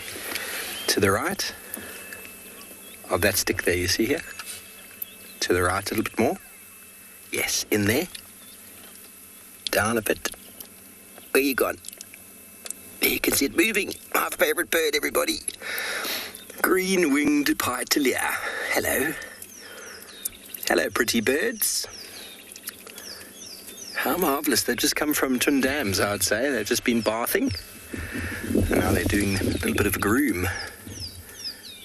Oh, hello, pretty bird. That is my favourite bird, everybody. Seed eater. Used to be known as the Melba finch. But they've been split into the green-winged and the orange-winged Pythalia. Orange-winged, there's the female at the top. Hello, beautiful. And the male at the bottom with the very red face. Fantastic. And now that the bird is hidden away from us, the mongoose is out on a stick. So sometimes when you're patient enough, oh, mongoose is on top of the mound. He's trying to figure out what the bird's doing. What are you doing, Mr. Bird? There are lots of relationships in nature where certain animals will benefit from other animals with regards to feeding. Obviously, a seed eater like this that hops around the ground probably won't have too much benefit for the mongoose. But everyone talks about the relationships between mongoose and hornbills, how they will interact with each other. The hornbill actually benefits a lot from the activity of the mongoose, who does a lot of digging, scratching, and anything that evades the mongoose, often the hornbill is able to capitalize on. And in turn, the hornbill has got good eyesight and will warn of any predator. Very much so when it comes to aerial predators, which are obviously right up there on the danger list for this very small little carnivore. And that is home. It's on top of his castle. Home is your castle. Quite a relaxed little bunch, actually. You can tell if they're relaxed by if they run away when they see you, and they didn't run away when we first came, and we're not the most interesting thing for them. The birds on the floor are.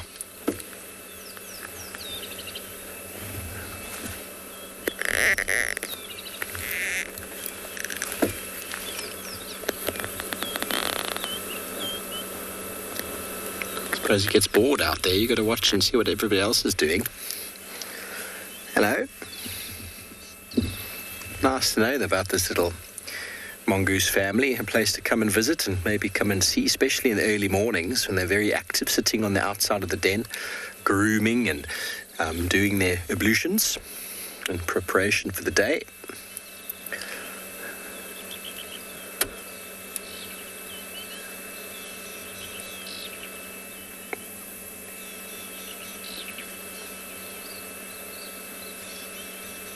This time of year is spectacular for me.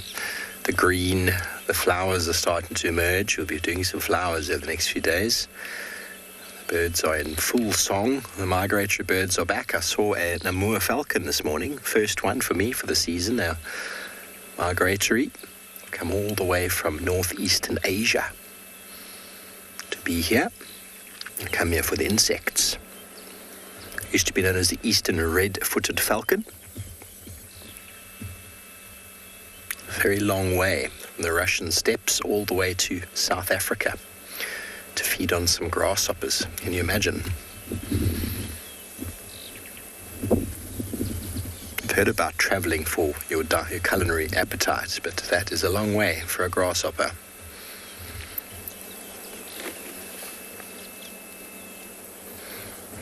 Okay, well, we're going to try to stay with his family and see if maybe the rest of them come out to say hello.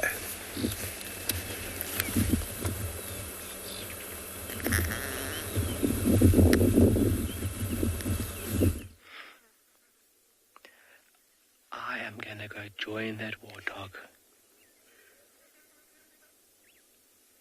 Coming down to the water's edge and doing a little bit of bathing is a very efficient way of cooling oneself down.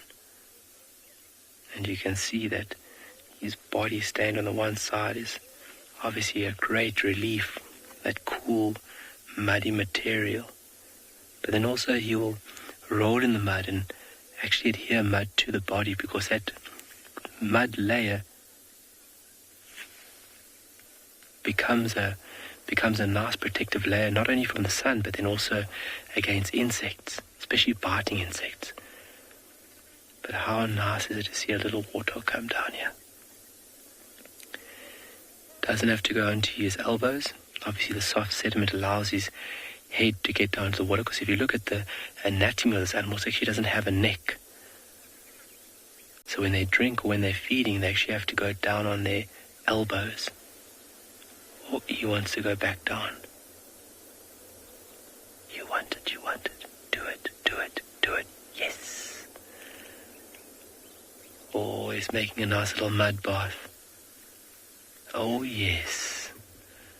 Lekker. That must feel so good.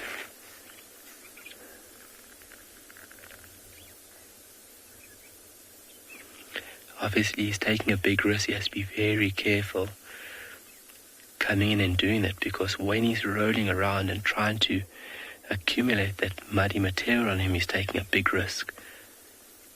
Oh, it must feel nice. How lucky was that? Fantastic.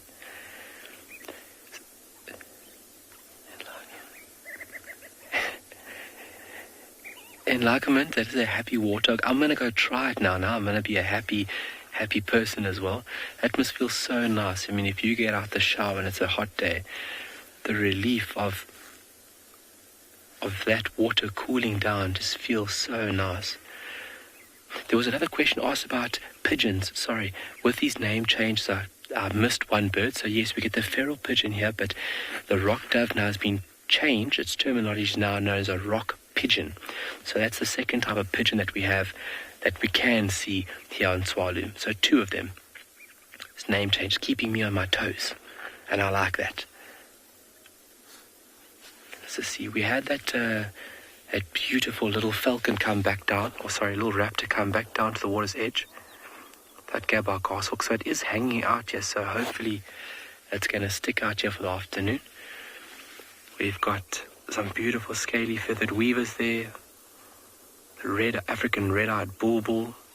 They are just striking birds. That fork-tailed drongo coming in the scene.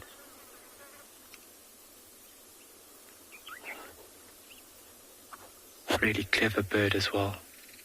Especially in the Kalahari, the behavior that's been documented with the fork-tailed drongo. Are you on the drongo? It's on the right-hand side of the bush there. So on the starling, if you go on the starling, just come down into the bush, there's this dark jet black bird. There he comes. Oh, wants to catch insects off the water. Look at that. Fantastic. Very clever bird. It's always nice to see birds of different species interacting with one another. Obviously raptors coming in. Oh, the warthog was such a treat. Oh, the beautiful iridescent color of the glossy starling. Very nice. So those reflective layers within the feathers reflecting all that light from the sun just bouncing off the feathers, and that's the beautiful vibrant color that we are being treated with right now. The mako dove's busy calling.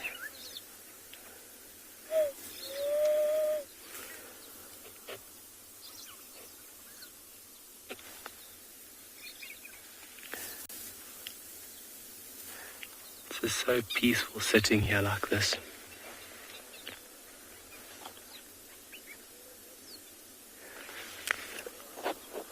Okay.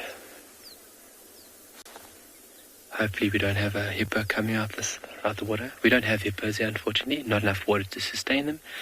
And as well as crocs. Crocs are found but more to the eastern part of the country.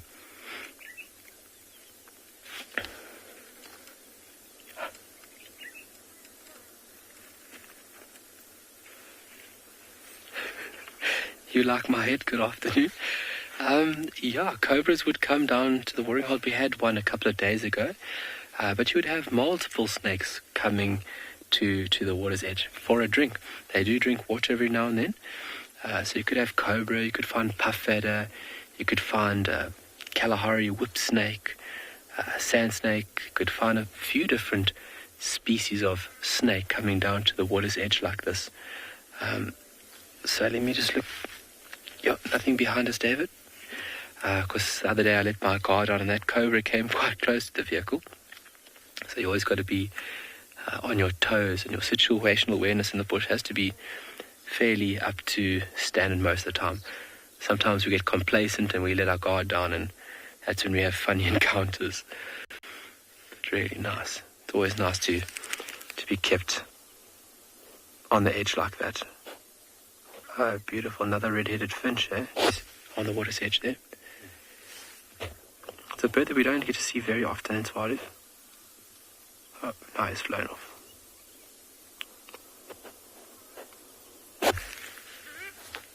Oh, shell duck busy making a noise there. Alright, we're going to send you off to another part of the country and we'll see you guys later. Hectic. Wait. Oh, wait. Oh, my word. Oh, my word. Oh, my word. Oh, my word. Wow. Wow. Look at that. The birds scattered in every direction. This is a black-chested snake eagle. How beautiful. What a surprise. There was an alarm call from this shell duck, and that's what got our attention, and David was on it like a rash there. Beautiful bird. Very, very specialized bird, hence the name black-chested snake eagle. Its name is very evident, with a big, beautiful black chest going all the way up to its head. You can see the beak is designed for tearing or ripping flesh from animals. Beautiful yellow iris, and then the white belly and white legs. What a beautiful bird.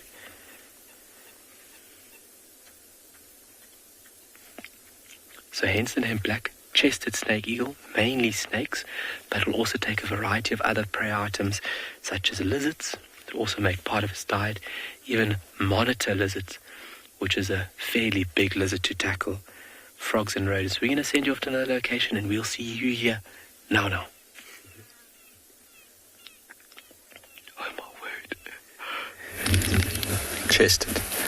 Welcome back to Djuma, everybody, where I'm pretty sure these guys would also scatter if a black-chested snake eagle arrived. 2 water monitors. One is far bigger than the other one. Let's stay with this one. Show the other one, it's no problem. 2 of them just chilling in the sunshine. And look at that tail. The tail is very powerful. And look at those claws. Look at that back foot with the 5 toes. Huge claws enable them to dig and climb. These guys, together with the rock monitors, are pests when it comes to birds' nests. They're very good at climbing into trees, very good at finding nests on the ground. And also, look at that foot on the right-hand side. How cool is that? You see the bottom? Look how long those toes are. Also very good at digging up and eating crocodile eggs. They move quite slowly, as most reptiles do, but they have the potential to absolutely motor, and taking to the water when in danger. Very, very agile swimmers. Just enjoying a little bit of sunshine here on this afternoon. You'd think that they would be warm enough. It's been quite a warm day. Sitting there on that exposed soil must be quite warm. Maybe they feel like it's going to be a cold evening. So there's the one, noticeably bigger than the second one, which is just up to the right.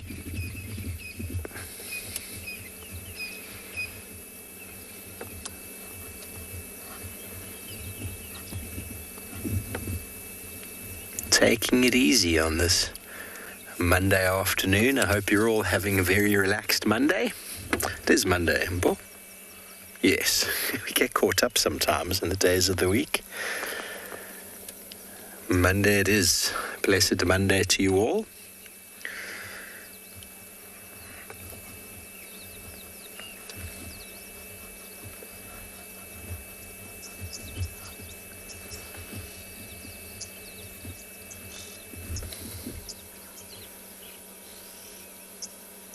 So obviously their biggest threat are large raptors, namely martial eagle, as well as our champion here. So I'm detailing that now. You wanted to know what animals feed on them. So leopards, definitely.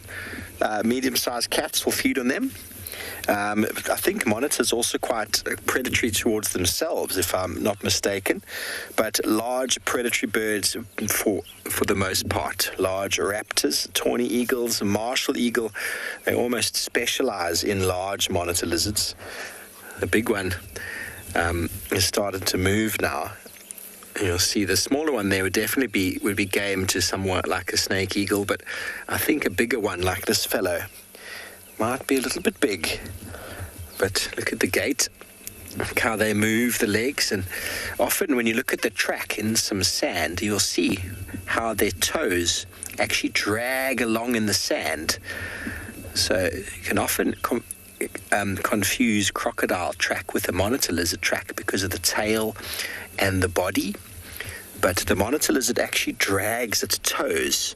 And you can see the nail dragging. They come at this very 45-degree angle from right to left, or left to right, depending on which foot, both front and back foot.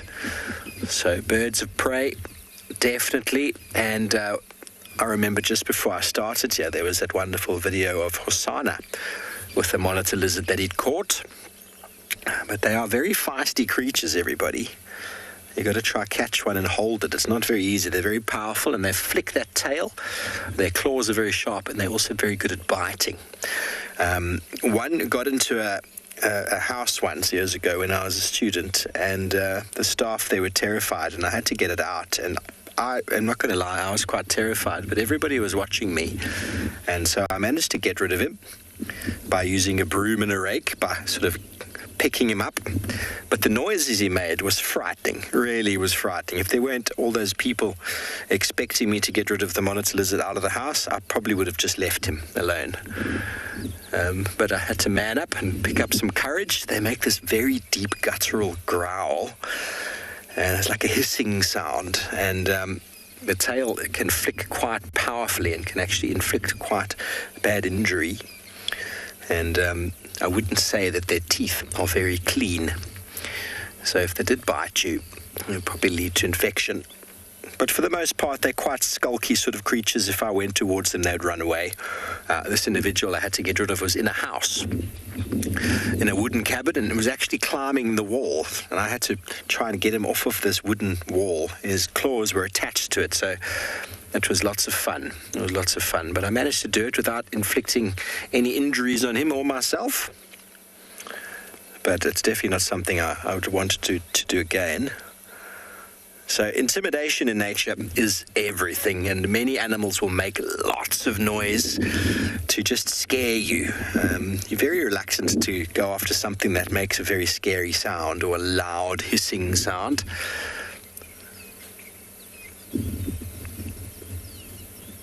And the staff who were there that day were terrified. They weren't even able to go near the house. So it definitely does work.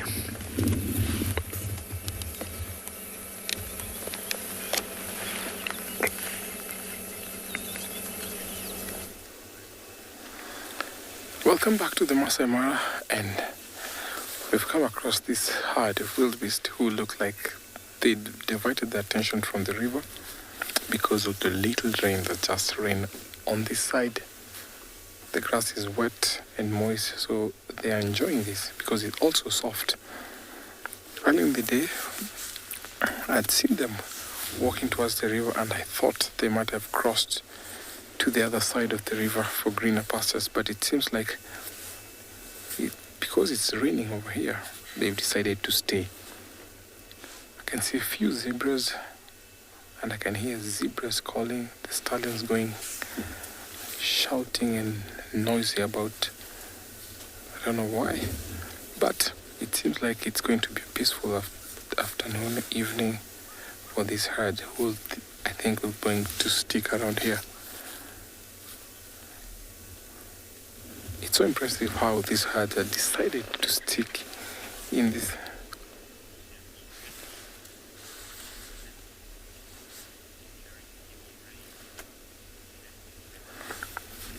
Sasikasi, thank you so much for your question. It depends on the species of animal that is defending themselves from rain. If it's the cats, sometimes they'll walk under a shade, under a tree, where they'll shelter from the rain. But the plains game, mostly, they'll be in the open. And what they do, they lower their heads and face away from the strong wind that blows or brings the rain to their faces. So, just simple as that, where you find that they will shelter away from the rain with lowering their heads and facing away from the rain. Other animals will go into the holes, like the warthogs, porcupines, meerkats, womongoose. They'll go into the hole. Some birds will go under the trees, or maybe they go into the nesters. So every species have their different way of sheltering from the rain. Very beautiful sunset there, almost sinking into the Ololo escarpment. Very beautiful light. You can see the storm over there, and a topi is busy running and plonking there.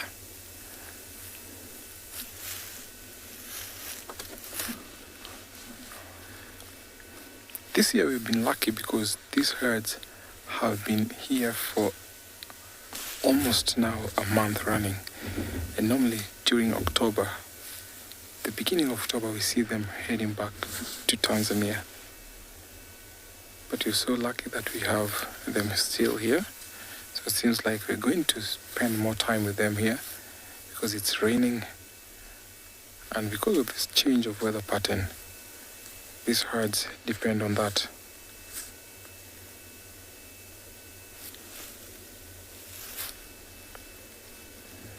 Look at how many there are. Big herds.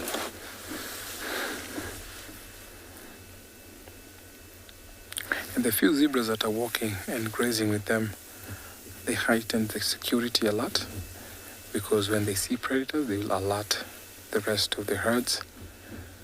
So it's an advantage for them to be grazing amongst wildebeest.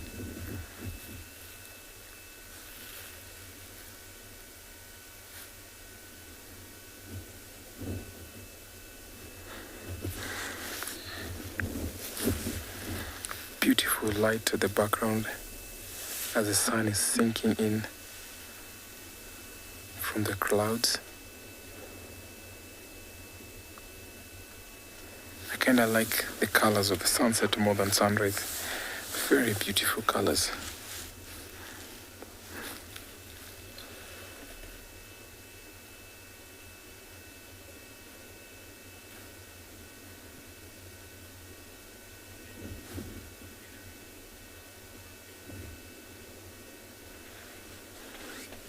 Hilary, what a glorious sight. I can't agree more. It's very super glorious here. Peaceful evening of these zebras, and will be slowly grazing. The sun is almost sinking in. The wind is blowing slowly. So quiet evening for at least the next half an hour before the twilight. It's going to be very magical.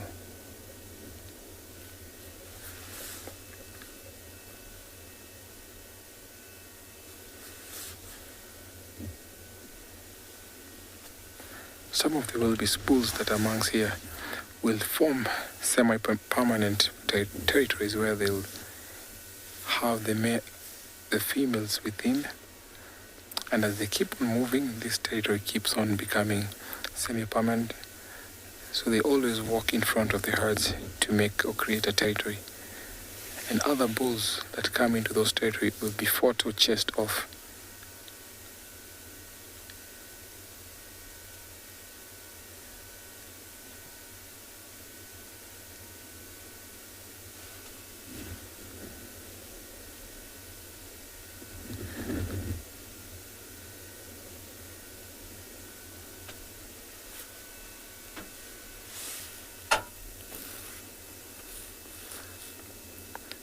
You can see there's some topis pronking. Those topis are quite clever because they've chose to be in the center of all this herd. So if danger is around, then they are safe and well protected. So I'm going to hang around here for a little while as I take you over to another live location.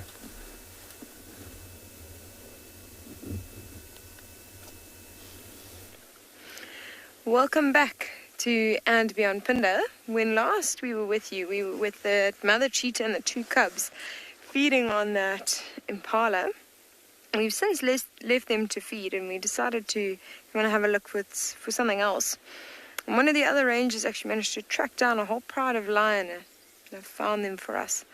We've just got view of one cub at the moment, but the rest of the pride are just around the corner here. You can see that cub's actually facing them. He's looking towards the others. It's quite sweet as we were talking about the age of those cheetah cubs earlier. And if you look at this lion cub, it's about, in terms of general size, it's about the same size as those are. Now, we found these lions first in April. It was the first time we'd seen them, and we thought they were about 2 months then.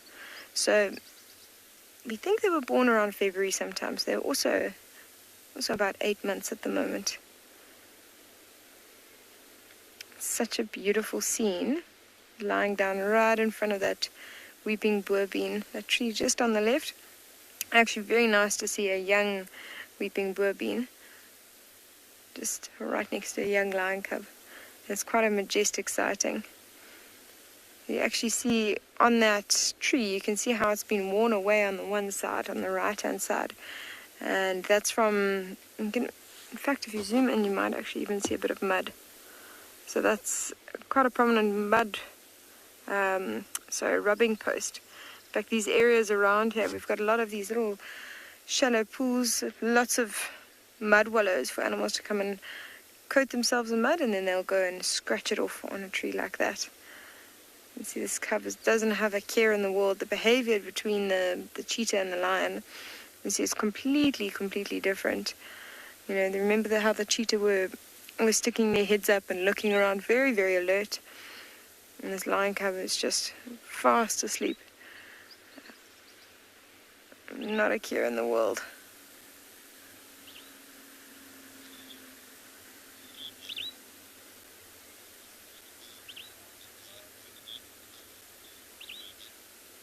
So, Finak, in terms of what lions will and will not eat, they're being an apex predator. They are massive, and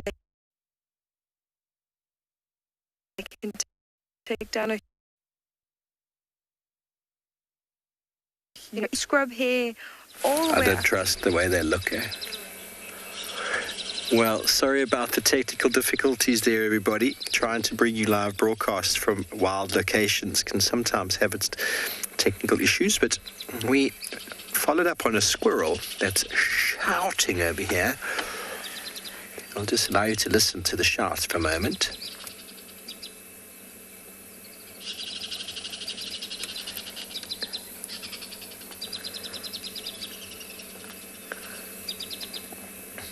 Little small animal day today. And the reason why he's shouting is perched up in the tree up on our left-hand side. One of our migratory birds has returned.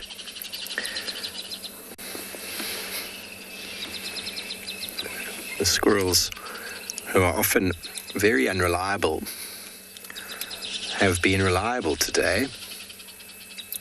Are you ready for it? Here he comes. Our dark morph Wahlbergs. Quite nearby to the nest that they use down here in the Mawati. We were on our way to go and investigate the spotted eagle owl nest, when we thought, well, let's just check what the squirrel is being so irate about. And although he's not even looking at the bird, I might investigate a bit further. You'd assume it's the bird that he's shouting at, but it might also be something else on the ground, because he wasn't looking at it. Kind of looking into the thickets over there.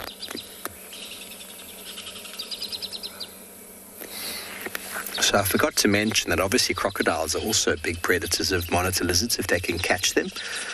Have a little bit of a competitive edge. The monitor lizards will eat the crocodile eggs and maybe even baby crocodiles. But then obviously, I forgot one very important predator that I actually filmed once was a honey badger killing a monitor lizard. Now, I'm sure some of the viewers might be able to share a link to that footage from about 2 years ago. I stayed with a monitor lizard, or should I say honey badger, for an hour and 50 minutes as it removed the face off of a monitor lizard. It is quite graphic, so you must be warned if you do watch it. It's very graphic.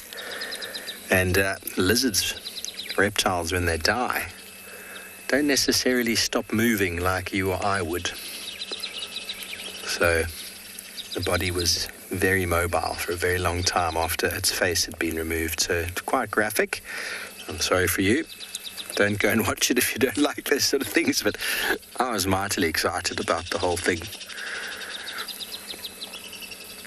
And birds of prey like this Wahlbergs would probably be able to take a small monitor. I don't think it would be able to take a big monitor lizard. It's just a little bit too powerful. But birds of prey strategy is to land on the back of an animal like that and break its spine. And that prevents it from being too aggressive or too violent, and it essentially kills it quite quickly. But we are going to move on and just investigate these squirrels a bit further, and who knows what surprises we might find. Okay, so you're still with us.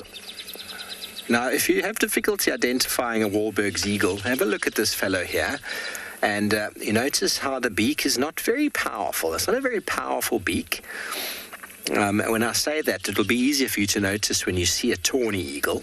First of all, you can see the feet there. Now, the feathers are everywhere. If this was a snake eagle or another bird of prey, you'd actually see legs. They can't see the legs. You must assume it's a true eagle. And when you look at the beak, it's not a very powerful, strong beak. It's powerful, of course, but it's not the most powerful beak you'll ever see. It's quite small. And when he turns his head, come on, turn your head. Wahlberg's eagles have got a very nice little sort of edge to the back of the head, a little triangle like a crest. There we go. You can see it.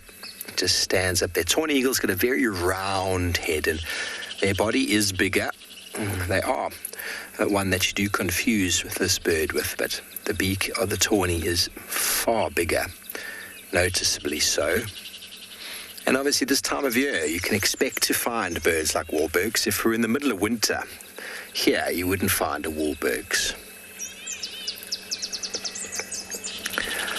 Now, Sharon, I assume in your question you're talking about monitor lizards, if they'll eat their own kind. And yes, cannibalism in lizards, monitor lizards specifically, is very, very well known. And even between species, bigger monitor lizards will feed on smaller, say, for example, rock monitors will feed on smaller water monitors, and vice versa. Cannibalism is well documented in the genus or in the species, both monitor lizards. That's in Africa. I'm sure around the world there's other species of larger lizards that also feed on each other. Crocodiles are known to feed on each other as well. It is an eat or be eaten world out there, everybody. Even birds of prey are very well known to be very aggressive towards each other. They don't necessarily eat each other, but aggression can often lead to death. And while, as we've seen in many of our large predators, they're not necessarily killing each other for food, but once they have killed each other, they quite often will eat. But monitor lizards will often feed on smaller monitor lizards. It's the way of the world.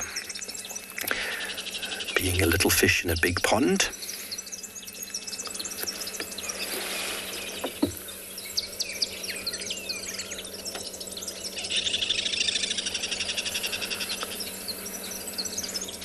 Some wonderful sounds emanating from the bush.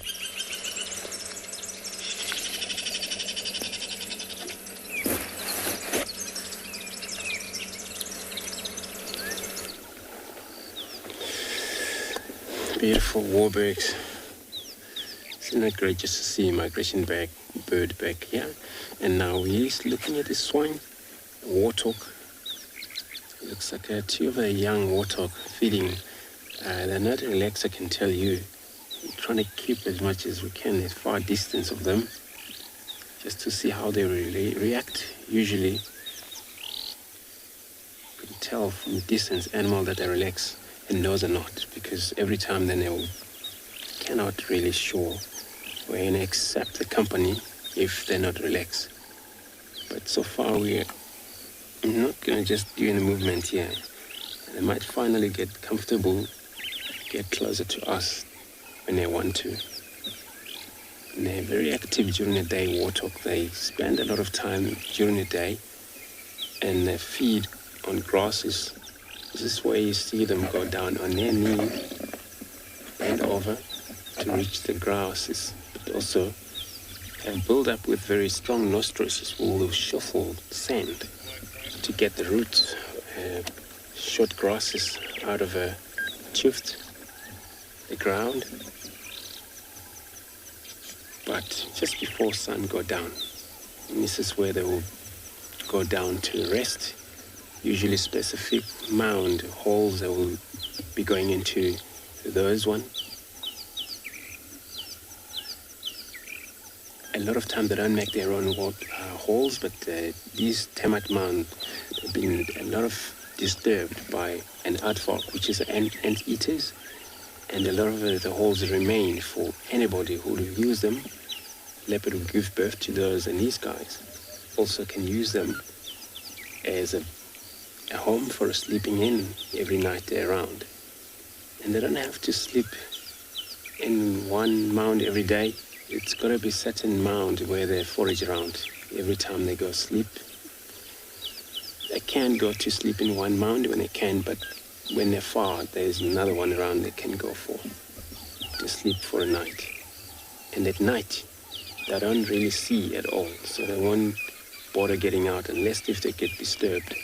But if that happens, and they will be just running around not to see where they're going because they're totally blind at night. It looks like it's two females here.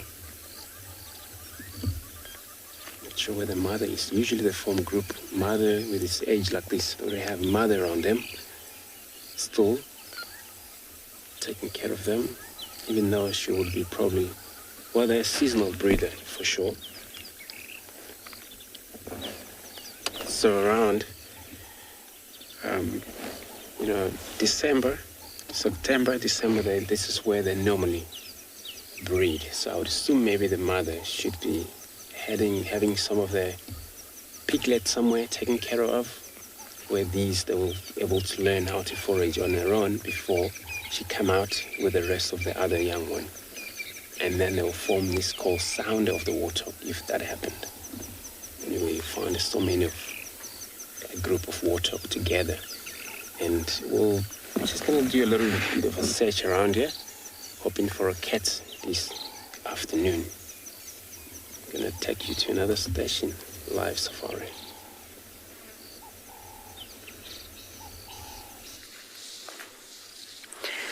Well, look at what we have over there. I thought I knew what it was. It looked like not a tawny flag prenia, a rattling cisticola, which is what we've been listening to for the past little while. We might still hear them calling in the distance. My name is Taylor McCurdy, and on camera with me, as usual, is Sebastian Rombi, and we are here at Pridelands, which is part of Baluni Game Reserve. So why we're sitting in this position, we've been sitting here for maybe about 15 minutes or so, is, I'm sure you remember, the hyena den, which I don't know if it's active anymore. I unfortunately think with the last rains that we had, you can see those holes are very, very exposed, and we had an unbelievable amount of rain all at once. I think that it got flooded, and I think that that tiny little hyena cub probably was moved to somewhere else. But anyways, we popped on in just to have a little look to see if, well, there was anything happening. And we noticed some bee eaters, some little bee eaters, so those tiny little green birds with the bright yellow colors on it. And it was funny because they were hovering around the main hole of the sort of termite mound, and I hadn't seen them here before. Now they've moved on, but one of them actually went inside one of those holes. Now bee eaters typically do nest in holes in the sides of banks of rivers and things like that. But something quite cool about little bee eaters is that they actually nest in aardvark burrows, and that's exactly what this is. At one point, an aardvark would have dug in here, whether it was to find termites or whether it was to use it as a place to shelter itself during the day, because remember, they're nocturnal, so they come out at night. But it was quite cool. So we're going to keep an eye out. We might not have hyenas and things here. We know that there's a warthog that lives in one burrow up to the right, but we will try and see if this is going to be a nesting site for the little bee eaters, which could be quite cool because we've got a nice view into them. Unfortunately, we'll never be able to see right into the back or inside the nest because these holes inside the bank here of this termite mound can go in quite deep. And, you wouldn't want to get too close and disturb them, so this is quite a nice distance, but it could be quite epic to see them flying in and out, so just something different. But they've now moved on, so maybe they were just investigating, seeing if this is a suitable nesting site. We've been seeing a whole bunch of little bee eaters at the moment. They are residents, so they don't migrate anywhere, they just hang around all the time, which is also quite cool, but we haven't been able to put them live because they've been quite sneaky and not hanging around the places that they should be. But even though we're not winning right now, we will probably come back tomorrow morning and have a look. Now that's a good question, Nicholas. You've asked about how hard would it be to dig that hole. Well, I can tell you right now, if that was all patched up and I tried to go with just my bare hands, I think my nails would bleed. With termites, when they start to build these mounds, they use soil, they use their saliva, and they compact it all together. And when it bakes in the sun, it becomes almost like cement. So it is incredibly difficult. So that's why things like, for example, hyenas and aardvark are specialists at digging, particularly aardvark, because they've got really, really big, strong claws that allows them to tunnel through this sort of hard sediment. So yeah, I wouldn't be able to. I think even if I used a spade, I'd struggle. But the funny thing is that if you do see a new termite mound, when the termites are working on it and repairing any holes or building it up, that soil is so soft and it's normally quite dark in comparison. You can see this is quite light. It's obviously all dried up now, but when it's wet, it's obviously much darker in color. So you can sort of tell that. And it's tough for them because it's easy for the birds to, of course, access them. But that's sort of the hole over there where the little hyena was living. I haven't driven around onto the other side, and I don't think Sebastian has driven all the way around either. We didn't want to make a big road around the den until we were certain that this was going to be a regularly used den site. But who knows? Now that it has dried up, maybe somebody else will move back in.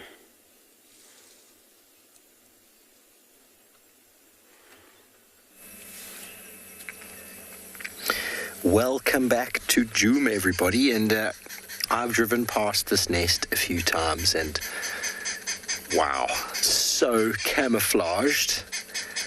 Now, Paul pointed to where it was because he's seen it before with Trish and James. I've parked right here with the adults, not knowing where the nest is. Obviously, the adults are on the other side of the river, but I looked in that area, and now, I mean, if you just zoom back a bit, just keep your eyes focused on it, everybody. See if you can hold her in your shot, and we're going to just pull the camera back and show you how well concealed it is underneath this little tambuti bush on the riverbank. When I saw it, I suddenly knew, there it is, but I could not see it. Well, there we go. Spotted eagle owl nesting, and right here, about 50 meters to the right, is where I first saw Sebwig, which is last year's offspring. A very cute little spotted eagle owl chick. Arrowmark babbler's not very happy. So many different nest sites are used, from buildings to trees, but on the ground is quite well documented.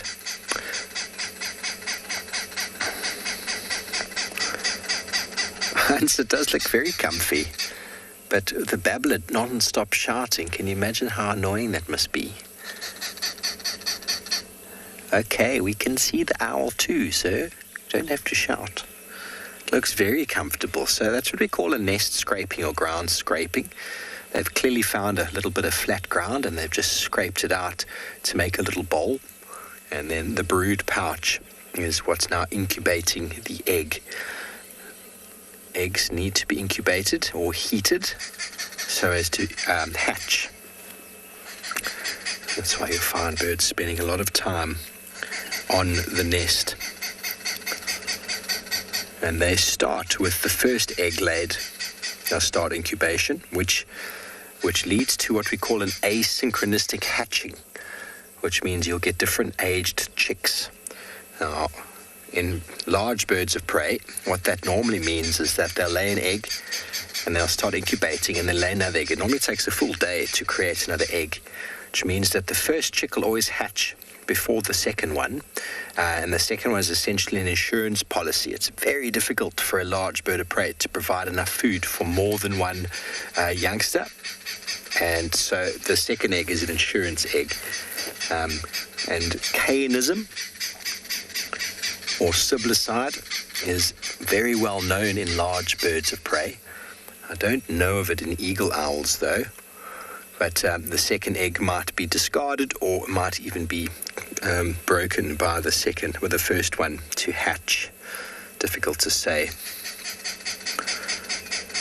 About just around a month approximately that they'll spend sitting on this egg.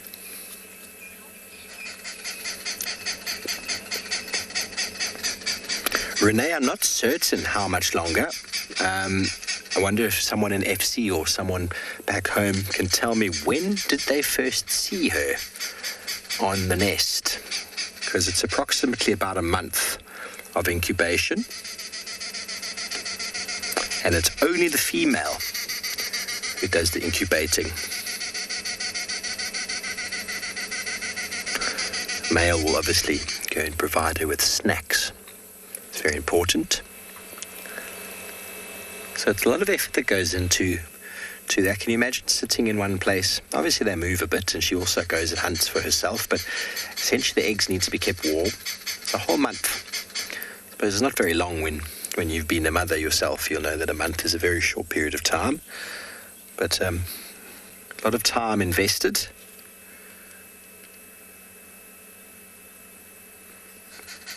So we're very excited to see this unfold one more time, and maybe we'll even catch the little owlet earlier, because last time the little owlet was just found. It was obviously already a little bit bigger. I don't really know exactly how old Sebwig was at the time.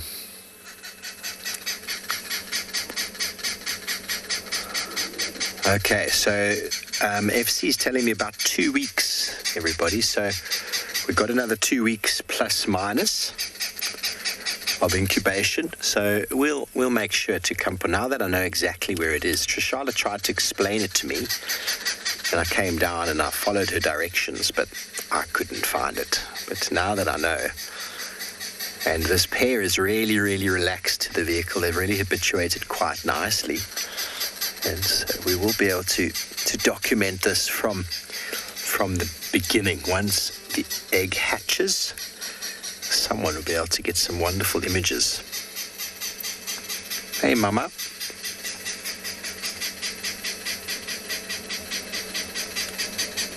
So once the chick hatches, it will remain in that little spot and around for a month as well. So there's going to be no missing of this activity. And, well, as I said, very exciting times.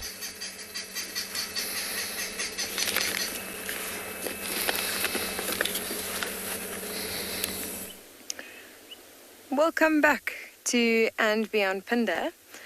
So when last you were with us, we were with that little lion cub. He was just being very sleepy. And we decided to come back and see what these cheetah from earlier were up to. You'll remember that they were actually on a young impala carcass. And if you have a look at those bellies, you can see how those bellies are actually quite round and full at the moment. So they have fed as much as they possibly can on that carcass. And now they've actually decided to move away. It's a brilliant strategy of the cheetah, because now as it starts getting close to sunset, we're going to get a lot more of our other predators starting to be a bit more active. You know, the lions are going to start moving around a bit more. Leopards might be out looking to hunt or patrolling their territories, and hyena also doing the same. And something like that carcass, you know, can draw a predator in. Predators have incredibly good senses of smell, much, much better than our own.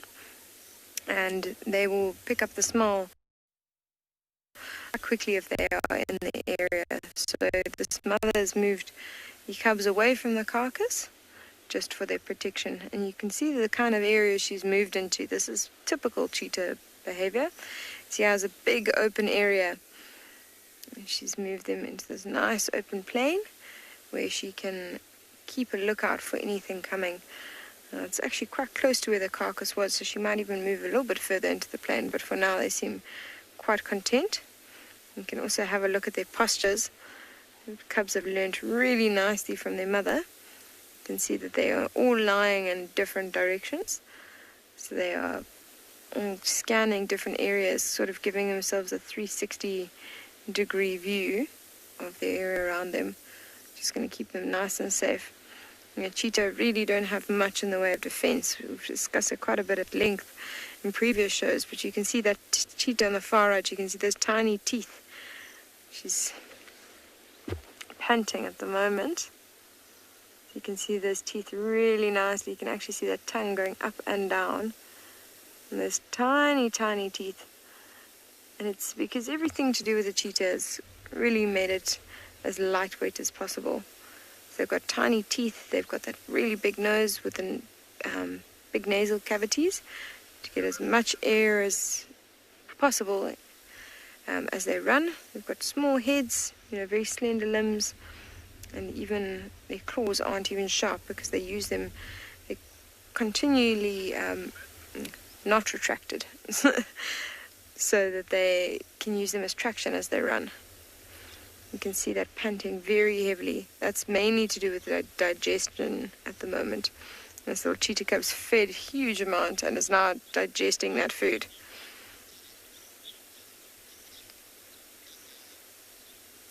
So Kyle, it was a really interesting question on how much food is required for cheetahs per day. And the long and short of it is they need to eat about 2 or 3 kilograms of food a day.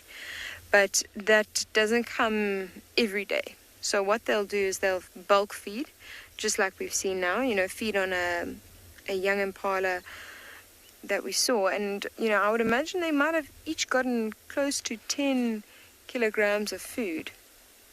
There's just some guinea fowl calling off to our left, and that's what it's alerted those cheetahs. You can see that they've changed they quickly scanned that area just to see what it was. But those guinea fowl have stopped calling, so they've relaxed now. So they will bulk feed on something like that carcass that we saw earlier, and they'll feed as much as they possibly can until sunset, and then they will lie in an open area like this. They probably won't hunt for another 3 days, somewhere around there.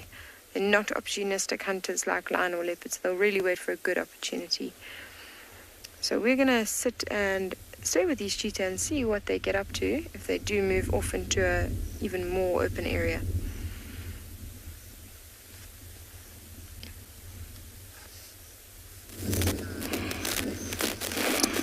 Well, nice to see cheetahs, but here I have lions, and our lions are slightly active, and we have visibility of these two. These are different ones from the ones that were feeding. The distance between those two and these is only very small, but they haven't found one another. The one lying down is what we call this half-tail. She always misses the tip of her tail. And that looks like one of either her daughters, because she was desperately calling. Then she appeared. We are in an area where we expect to see the cubs in the next coming weeks. They have been hiding really well. The area, you cannot go off-road, so until they come out is when we're going to see them. Luckily, the grass is very short everywhere around where they're hiding, so once they come out, we'll be able to really see them. It won't be very long now, because, they have been hiding for over 3 weeks in this long grass. These two are females, and I suspect later on they will be going hunting. Hopefully we can get to share that. But also, apart from these two, there is a very young male. I think he's one of the sons of this young lioness. He's right there, and looks like he's wondering what the two girls are doing. Males are tolerated up to the age of about 3 years, and this guy looks like he doesn't have much longer. He might get tolerated for another few months, but definitely he will be chased out. It is necessary for that to happen so that there is no inbreeding. So he can go out, either find another lone male that he can form a coalition, and maybe even, he might have a cousin who they might form a coalition. At the moment, he is very big. He is very carefree. He's big enough to bring a wildebeest by himself.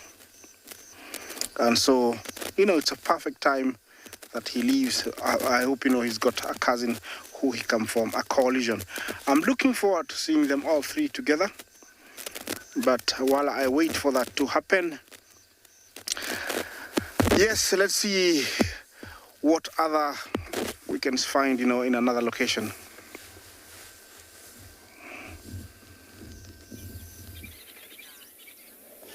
Thanks, Isaac. So we arrive into this very waterhole here. Cheetah waterhole. Just a little bit of a glimpse of a croc, crocodile. Now looking at this blacksmith lover, and looks like it's getting hunted slowly. This croc was far on the other side. But it's just that, crocodile, they have a lot of energy. They can do anything they want when in the water. I don't think we'll manage to catch that little bird, but you never know. So the croc, they spend a lot of time in the water. As you can see, it hold its body in sight. Only time they want to take their own time to come up to breathe a little bit, and they go down again. And they're well capable of hunting from the water. Here it's a lot of type of different fishes, as well as catfishes, tilapia as well, and better chance that a lot of animals come down to drink here. And this is where mainly crocodile will be having a lot of chance to hunt one of those antelope coming down to drink.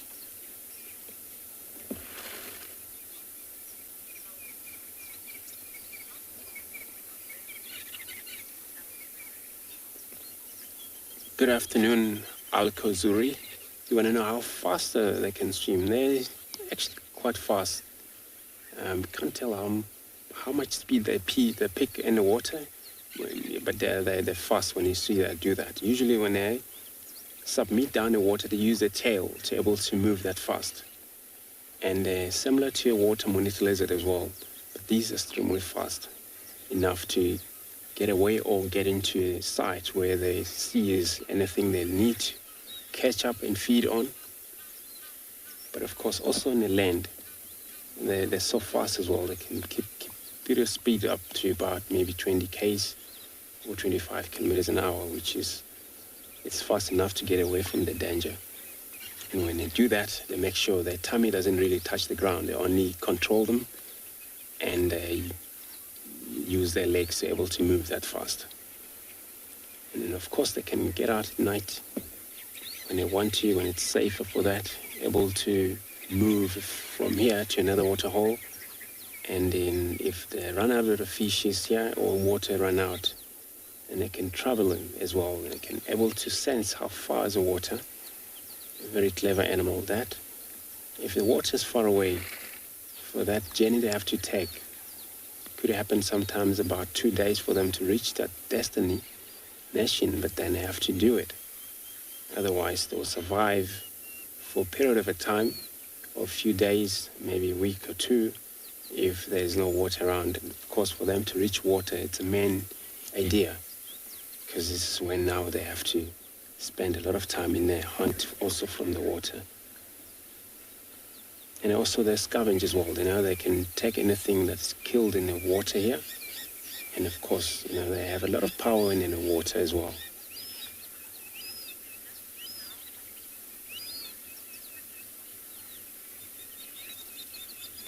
Good afternoon, your Geshwar. You want to know if this is the African crocodile or Nile crocodile. So you're right, this is a very much a Nile crocodile. And of course, pretty much of this area, entire whole Kruger Park river there, you all find many times it's all reach or an old Nile crocodile. They can get bigger sometimes. And in this water hole, we also seen quite a bigger one. I'm not sure if it's this one but there's a couple of them here. So size of prey that can take anything from impala, kudus. When in the water, they have a chance of drowning the animals, really. And then, of course, some area lions taking chances of cross that lake, they'll be taken, they'll be killed.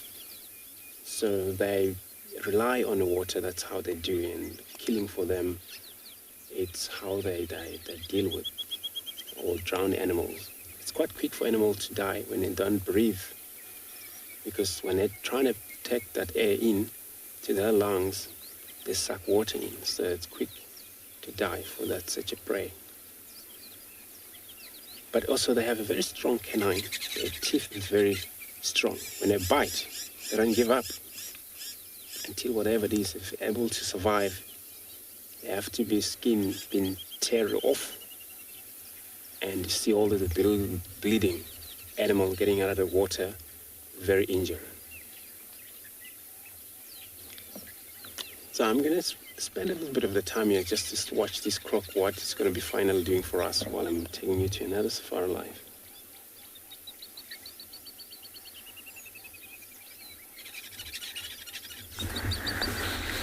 I'm sure that crocodile will be so happy if this wildebeest will be crossing wherever he is. Now, our wildebeest has slowly gathering here because it's a little bit raised, so they can watch over for predators at night. I just saw a hyena walk past. See how they're gathering, and some of them are walking towards another raised area because they'll shelter away from the rain when they're gathered like this. The young ones being placed in the middle, and the mothers and the males will be on the periphery of the herds. See, this one's facing us, are just watching the hyena because the hyena was trotting just in front of them. Even though hyenas are regarded to be predators who scavenge, they go after live kill. Up to 75% of their kills come from them hunting on their own, and sometimes can even go up to 80. So the hyenas will mob and run into these herds. Of course, they can't miss one or two, but then these herds have to be very cautious whenever they pick a spot for the rest of the night.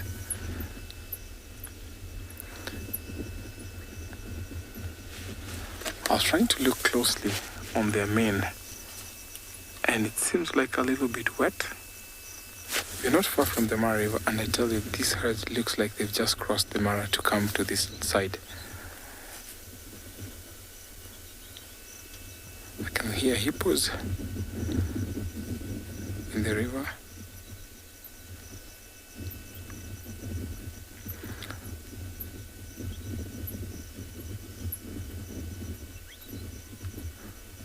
So when I was growing up, my grandfather would tell me it's about to rain.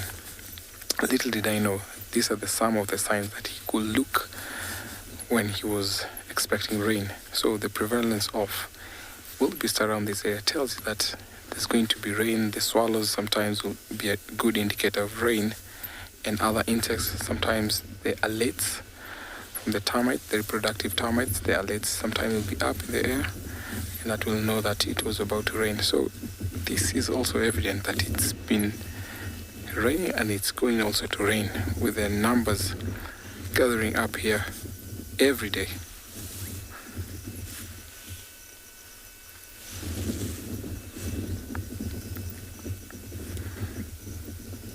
Until the predator is out of their vicinity, they'll continue staring until, okay, now they've decided to walk by, because it seems like the predator has gone, that hyena has gone.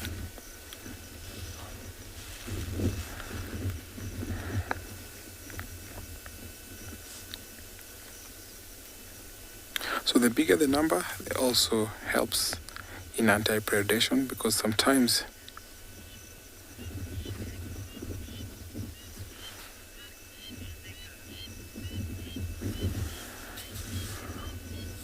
it's such a big number such that sometimes they do what we call swarm mentality, where they will run over towards a predator, and the predator will give up, run, because it's a big herd coming towards them, and they'll definitely run away from those predators.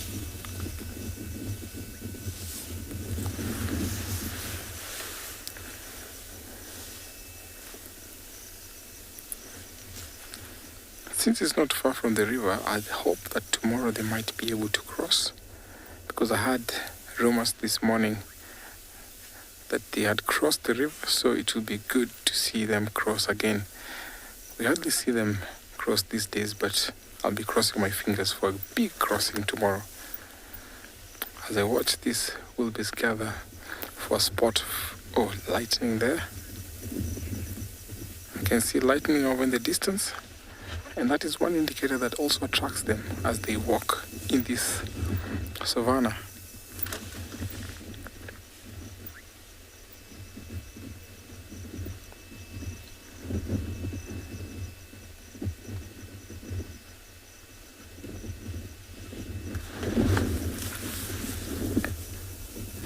So when they pick a spot for the night, they also avoid the bushes, because it's easy for the predators to ambush them when they're closer to the bushes.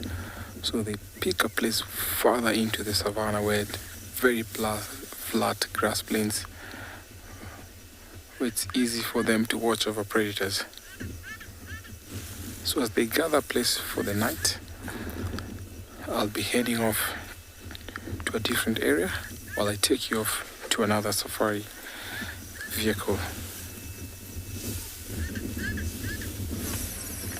Thanks, Tim, and welcome to Djuma, everybody, in South Africa, where the sun is on its way to setting as well. So, as you all know, what I love to do at this time of day is to just keep quiet and allow you to just soak in this wonderful scene.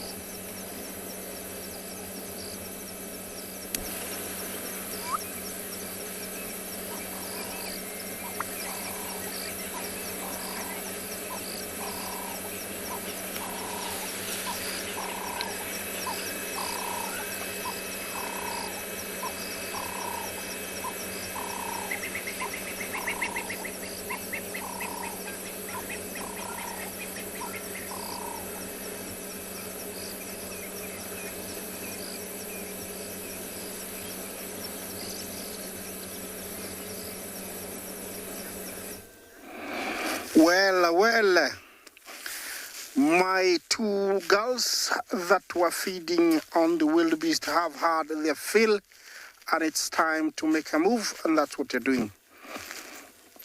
They've done it. They've done really, really well. They have utilized that carcass.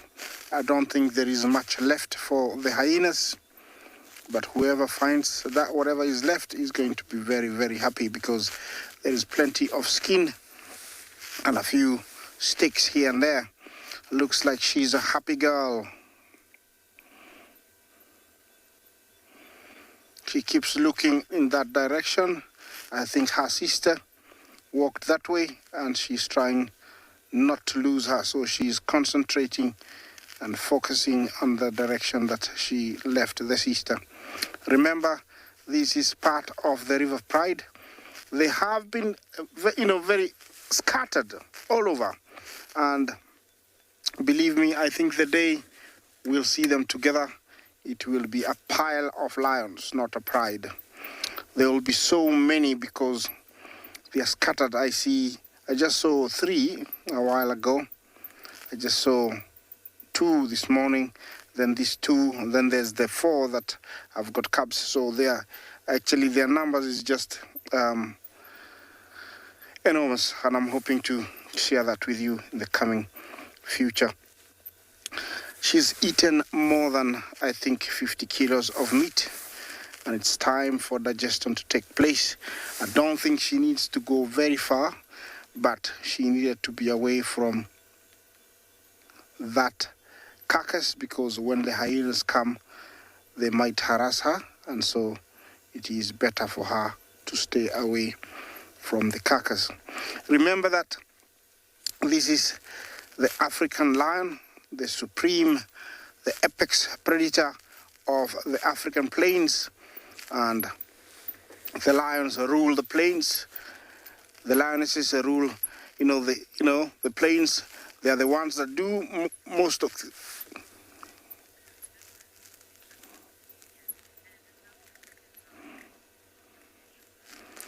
Yogesh Swar, Jumbo, there is no difference.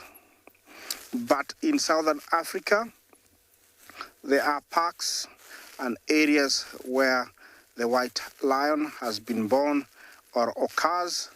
It is just the same lion, but it's only that the texture of the mane or the hair is slightly different. We call it leucistic, where the pigmentation of the hairs can change. It doesn't affect the body, so they're not albinos, but it affects the mane or the hairs on the skin. So that's the only difference. But size-wise, lion-wise, it is the African lion. And they differ in sizes depending on the size, or actually on the amount of food they get. Here in East Africa, there is a lot of food, but also in places in Southern Africa, there is plenty of food. So it is the same lion. There's no much explanation that I can explain. Looks like she has spotted something, and she is going that way, and I don't know what she's going for. So the only thing I can do is also to follow her, and by doing that I have to do the 8-point turn in this small road here on a Land Rover. It's not very easy, but I'm going to try and do it very quickly. Maybe we should take you to another location while I do this, and once I find them, we'll definitely share them with you.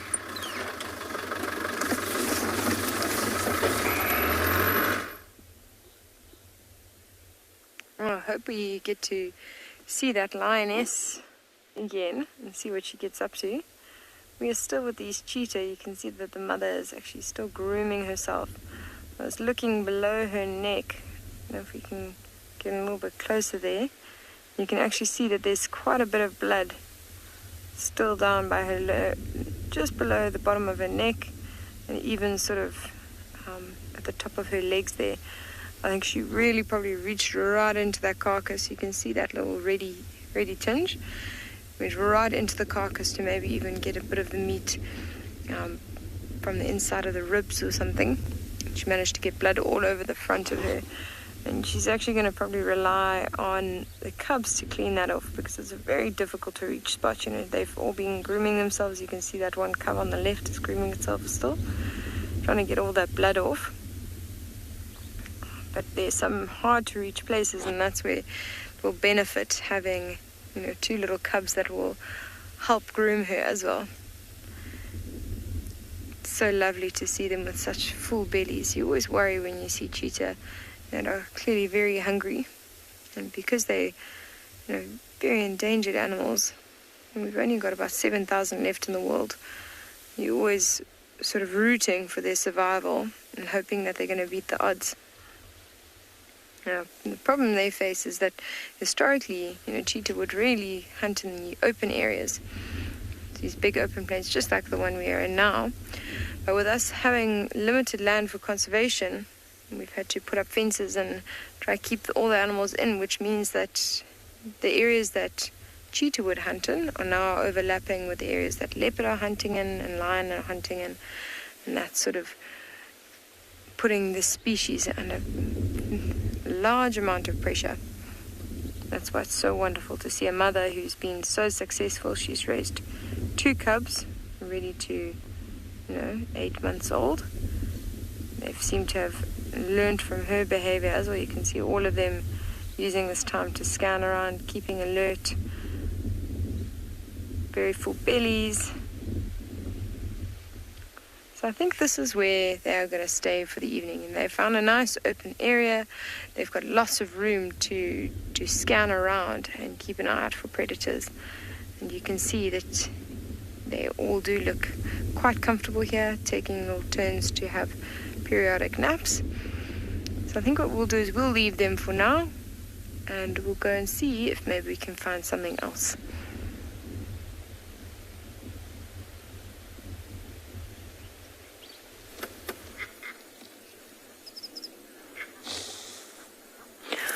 I can't believe our luck this afternoon.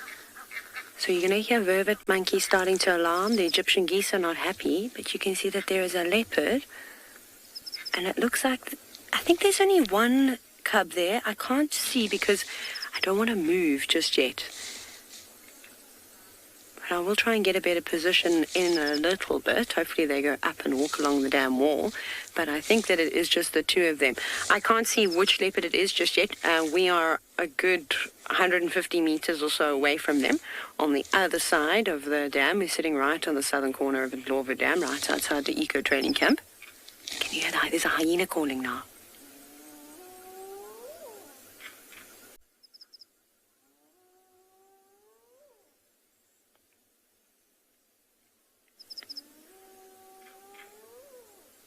So that's why they put their heads up like that. And I'm pretty sure that I did see the hyena move on the northwestern side of the dam, but we can't really see it very well. But like I said, I'm not going to move just yet. We're just going to hang tight here. Now, the only female leopard that I've seen with any youngsters is a female called Pixie Pan. And it might be her, but it is very, very difficult to sort of see from here. But she has got 2 sub-adults. It must be almost 8 months old now, those 2 sub-adults. Yeah, it doesn't look like there's 2 cubs here. She does also, of course, have a sister, the Des Moines female, but her territory doesn't extend as far as eco-training. We've seen her right on our northern boundary once before. We had an incredible interaction with the Pixie Pan female, the Des Moines female, and Shimungwe, which is a dominant male leopard that lives around here. This is so cool. But I can't give you any IDs. But if you can, or take some screenshots, that would be great. You can hashtag Wild Earth, and we'll have a look later. She's just thinking off to the right. Look how, see how she's completely arched her back. She's quite nervous. I don't know if it's because of the hyena that was calling, and it is just off to the left. It's not too far away from her. But there's also a big herd of buffalo that moved over the top of the dam wall and into that drainage line. Oh, I wish we were closer, but I don't want to risk moving because she is slightly nervous already, and I'm worried that we do lose signal and that we do scare them and chase them over the dam wall. So sometimes I know we can't always get the best and the closest view, but for us to see leopards here at Pridelands is really, really awesome. It's so special. See that? See how she's completely arched herself? She's not happy. Hopefully she sits down and relaxes a little bit. But you can see ears flat back. She obviously knows that I'm here. She can hear me. She can smell me. She can see me. And we are at camp. So there is going to be some moving around. I'm actually going to try and reach for my binoculars because I wonder if I'll get a better view. So I apologize if there's a little bit of movement. It's just me shuffling for some things. Because, if I'm not mistaken, Pixie Pan has got a two-spot pattern.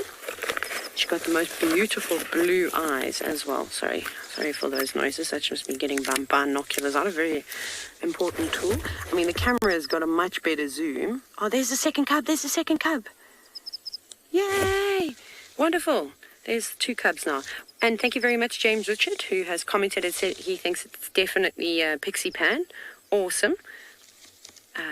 She's going to disappear over the top of the dam wall now. I'm so happy that both of the cubs are still around. Woohoo! This is great news. Now, the other thing that I'm going to do is I'm not going to look at my monitor right now because I would like to see these 2 cubs and I want them both to lift their tails. One I definitely know is a female, but I haven't really seen both of them together. I always see the one little girl and she's not as shy as the other one. So I don't know if Mike managed to confirm the sexes. Did you see them while Mike was here? Only once, very briefly. Okay, so Sebastian's saying that they only saw them once very briefly. So we've still been struggling. I can't say that we've confirmed, well, from my side, I can't say that I've confirmed the sexes of these 2 cubs, but I'm just so happy that the 2 of them are still around. Mom's obviously told them, right, everybody, let's make a move. It's so difficult to see, so quick and over the top of the dam wall. What I will try and do is go around and see if we can get another view, but I don't want to startle them. There are lots of rocks. It's quite a difficult situation to try and navigate. I don't know if we are going to get another view of them. There's no road that runs up top here.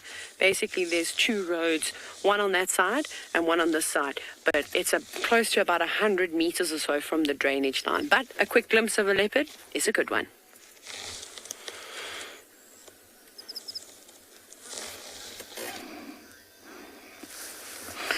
Yes, our lioness that looks like it had had enough of wildebeest, thought twice, and she is back. I think she decided that there was a little bit of meat that was left and it's not worth leaving it because she doesn't know when the next meal is going to be found, and I concur with her on that. Well, when opportunity prevails itself, lions utilize it fully without, hesitating, without wasting a moment. And I have seen, and it's proof with these 2 lionesses, they have devoured a fully grown wildebeest, and the only thing left is just the bones, skin, and a few chunks of meat. They've eaten it all. Look at that. You can tell that is the rib cage.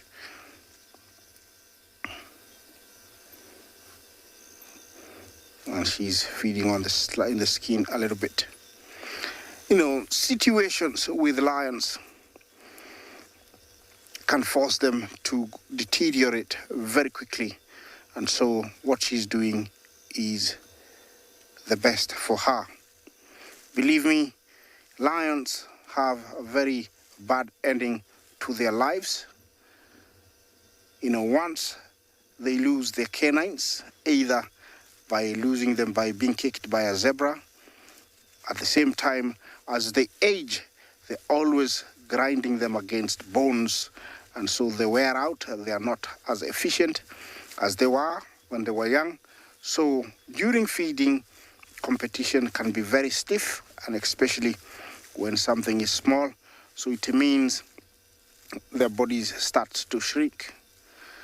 And when they start doing that, other lioness will actually like bully them. They get, separated. And sometimes they end up becoming hyena food because they cannot cope with the pace of other lions. They try to follow hyenas, and sometimes hyenas will turn around to them.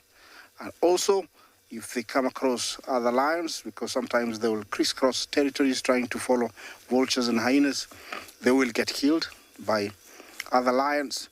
At the same time, if they don't find something, their health goes down really, really fast. Within 14 days, a lioness or a lion can look very terrible, miserable. It's a sight you don't want to see. If you've ever experienced, they look like they're walking on bones. And at that time, they're actually very, very dangerous. Anything that they can get hold of, they will hold on to it like there's no tomorrow. So it's an animal that you don't want to joke with it when it's been hungry for almost 14 days.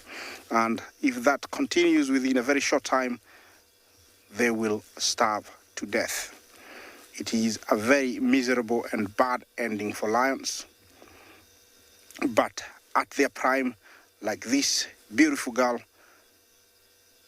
she is at her best, and she is making use of her health and her time. After this meal, she's able to go for at least even 7 days without eating. But if there is something that comes by, a warthog, another wildebeest, tomorrow, she won't hesitate to bring it down.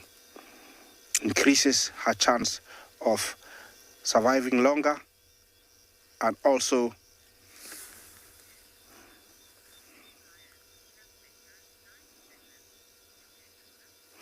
Yogeshwar, did you say if they have better night vision? If it's that, yes. We have almost,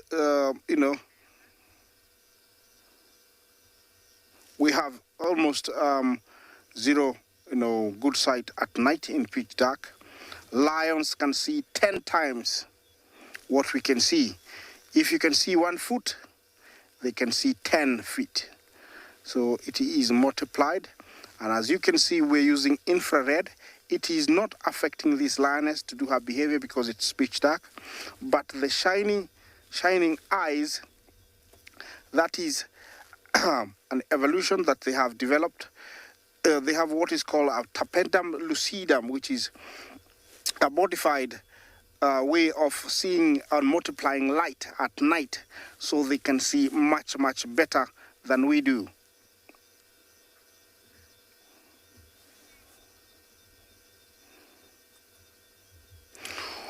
Well, this is making me hungry, and I'm sure, where dinner is waiting for me, so I'm going to leave her here to continue enjoying her last bit of wildebeest.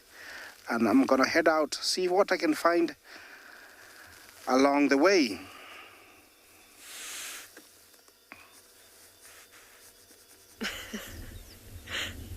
I love Isaac's comment that he's going to go and find a snack for himself. It's not a bad idea. I think I might do the same as well. When you were last with us, we were with those cheetah in that open area, and we decided to leave them for the evening. And we came to this open area right now to have a look for one of the pangolin that have been released onto the reserve. And we came across this male wildebeest. Now, the reason I say is male, one, you can see that he's alone. So the females will travel in herds and the males will stay by themselves. They're actually territorial when they reach their prime. You can also see, like, right in the middle of the body, you see that triangular little spot, almost like a little tuft of hair. And that little protrusion you'll see on male wildebeest, you won't see those on the females. Lastly, they're also a little bit bigger, a little bit more grey, like a black grey in colour. Now, what he's doing is he has to stay. They've got very, very small territories, these wildebeest. In fact, sometimes you can even see, more than one wildebeest from one spot. So you can see one on the one end of the plain and another on the other. So incredibly small territories. And he stays in the territory just like this and waits for herds of females to come in to his territory. And while they're feeding there and drinking there, he's going to try and keep them there for as long as possible. But in the meantime, until they come, he's got to stay here and sort of protect his territory from any other male wildebeest that want to take over this one. You can see that it's a really good territory. Some really nice luscious green grass. And you can see just by looking at him, that he's really in his prime. He's in beautiful condition. There's not a single mark on his coat. And you can actually see the muscle that he's got all around those legs.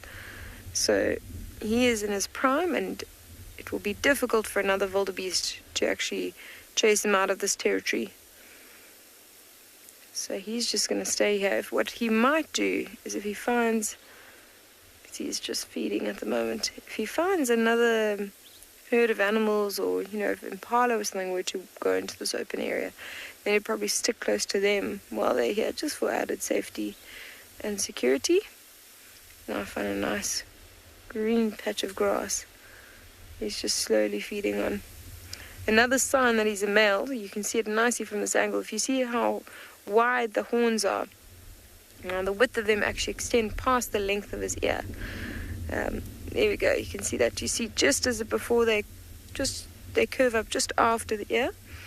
And that's a way to look for the difference between the male and female wildebeest. Female wildebeest, the horns actually extend the same width as the ear, and then they curve up. So they're just slightly narrower, slightly shorter in width. So you can actually see him exhibiting fairly similar behavior to this cheetah. Because he's alone, he feels quite vulnerable right now. So as he feeds, he also picks up his head every now and then and has a look around.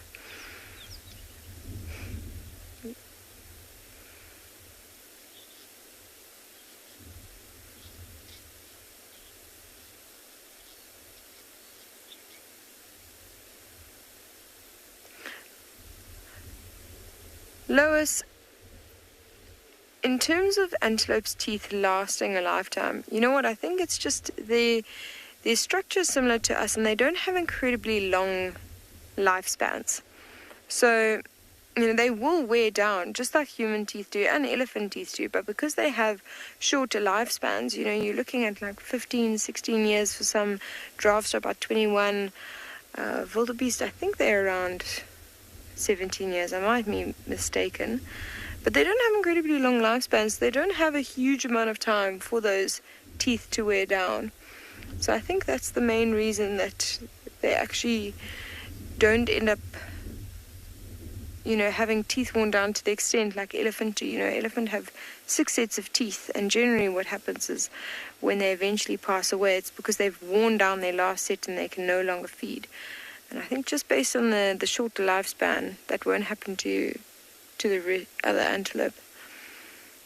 It's a very good question, though. I've never actually thought of that. It's amazing kind of questions that run through people's minds. Such an interesting point of view. And see, he's looking at us now. And wildebeest are always quite funny to watch. They're not the most attractive animals, but they are beautiful in their own way. It's really turning into a stunning evening now. There's, a slight breath of wind. If we zoom out, we can see the pinkish hues that are coming into our sunset. We've got these lovely grey clouds.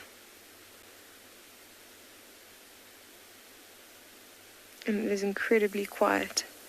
Yeah, you can just hear like little crickets going. Can't even hear birds calling at the moment. Look at that sunset. There's something really special about being on safari especially sunrise and sunset time.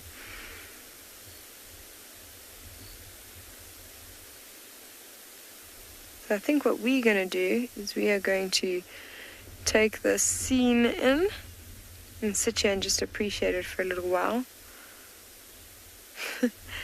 Yeah, the comments are saying that it is so beautiful, and I wish you were all here experiencing with me. I suppose you are actually experiencing this with me. And it is quite an unbelievable scene that's sort of rolling in front of us. And the beauty about the bush is, you know, there's so much excitement. There's that, you know, that whole feeling of you never know what's going to happen.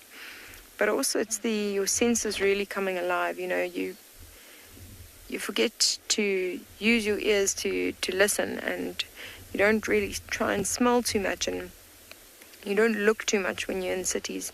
When you come out here, suddenly your senses are alive, and you just, you know, listening to all the bird calls and the crickets around you. You're smelling, you know, the fresh dung or the fresh grass smell that's in the air. You're constantly looking in trees, under them, trying to see what you can spot. And there's this amazing sense of peace that comes with all of that.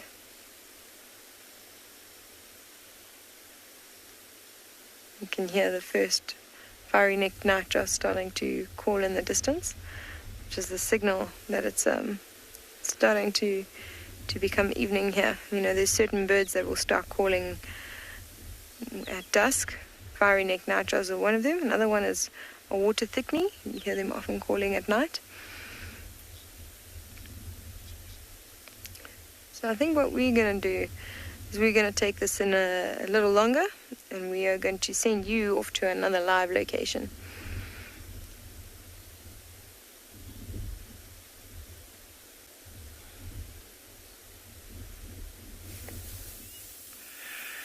Guys, we have a brown hyena just behind that tree. Hopefully it walks out to the right of the pitch and we can get a beautiful view of this magnificent and very shy, elusive animal. It's just starting to move slowly to the right.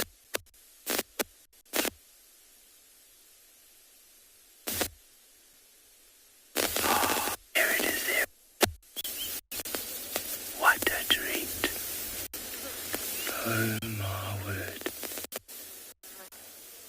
Beautiful brown hyena. See how the kudu are staring it down? What a magnificent animal to see. Early evening like this, they'll set off in dens, and as the night approaches, they will start to go in search for food. In areas like this, they can be almost purely scavengers, but other parts of the country and a little bit higher up north, northwest, in Namibia, they can become very successful hunters. On seal, there comes a jackal on the right as well, coming to the water. Oh my word. As that cool temperature started to set on us, this is where these animals have become very, very active now.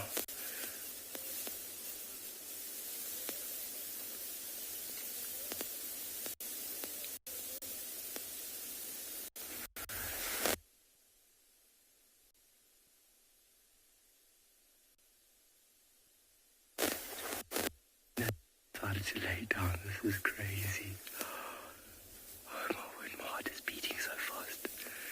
So it's really special to see these magnificent carnivores during night, just fleeting glimpses within the spotlight. But sitting and waiting out at a watering hole like this, you can be rewarded. Your patience can be rewarded with a magnificent sighting of an animal like this. So not as social as his cousin, the hyena. Likes to be by himself, especially foraging. They do den in the communal dens. And he's just come down to the water's edge and he's just taking it easy right now. So I'm talking really softly just so I don't disturb him. There's his already drinking.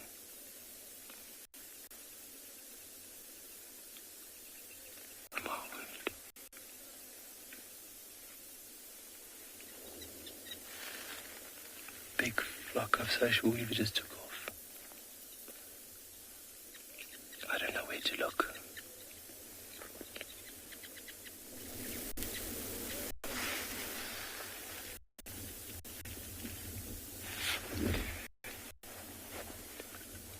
Just getting a glimpses of a brown hyena is a treat, but for it to be sitting down like it shows us that it's not really bothered by our presence. It does know that we're here. It came to the water's edge and definitely could see us. The wind direction's in our favor. They've got very acute sense of smell. Oh, kudu's now looking at. Obviously it's no threat to the kudu.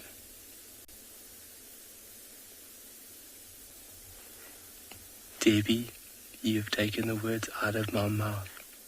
This is very, very cool. People travel far and wide to come to Tswalu to come and look for these very shy animals. They don't like a lot of disturbance, and when they're foraging, they like to be by themselves. Even coming onto a carcass, they'll come way after the other carnivores have moved through. They don't want any conflict. So being able to sit and view an animal like this where it's not threatened by us, its behavior is not altered, is just such a treat. So Kalahari is spoiling us towards the end of the afternoon, you know. Not that she hasn't spoiled us when we've had that black-chested snake eagle, those beautiful sand grouse. Wow. Kudu bull down the left, very cautious. We're going to send you to another location and we're going to hold out here for you guys. See you now.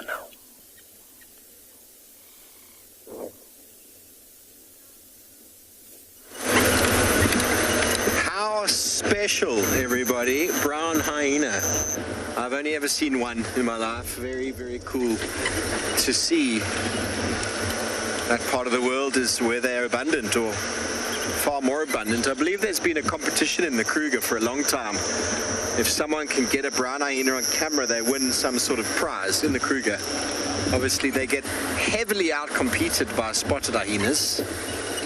And as you've seen watching this show, how many spotted hyenas there are in this area, in the Greater Kruger in general. Lots of them. It's a lion as well. So we've had a wonderful afternoon. I'm glad many of you had some very nice comments about that sunset. I'm not going to lie, I do quite enjoy it myself. I do quite enjoy sitting and just being quiet in the moment. It's probably one of my favorite things to do with the sunrise or the sunset. Blessings to be able to just sit in nature's beauty and glory and just to quieten the mind. You might notice I've got some protective eyewear on at the moment, wearing the spotlight, using the spotlight. Insects go bing straight for the face. So very, very important. The eyes, my eyes are probably one of my most important assets out here as a guide. Eyes and ears. My nose doesn't do me too badly either, I'll be honest. But eyes, you've got to look after those important things, don't we? Next thing I walk around looking like Hukumuri. Thankfully, I haven't yet had an insect hit me in the face that damages my eye to that degree, but it is very uncomfortable and it can lead to accidents. Boy, you don't want me to crash into a tree.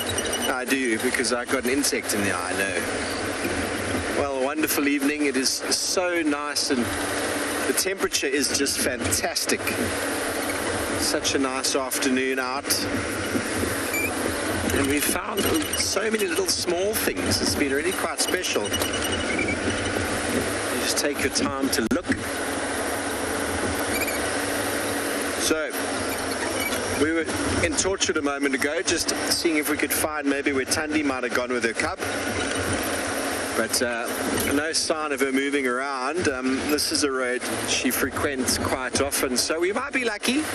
We often have a last-minute leopard at about this sort of time.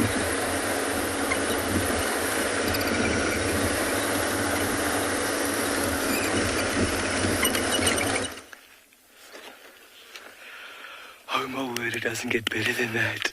We were definitely rewarded with a very special treat. The animal has moved off, and you can hear from my smile, and you can see that was incredible. Being that close and not disturbing that animal is such a treat. Really, really is a special, special moment. And how wonderful, I know I keep on saying it, but how wonderful is that we could be able to share that with you guys. Absolutely marvelous. Breathe, Carl, breathe. Whew.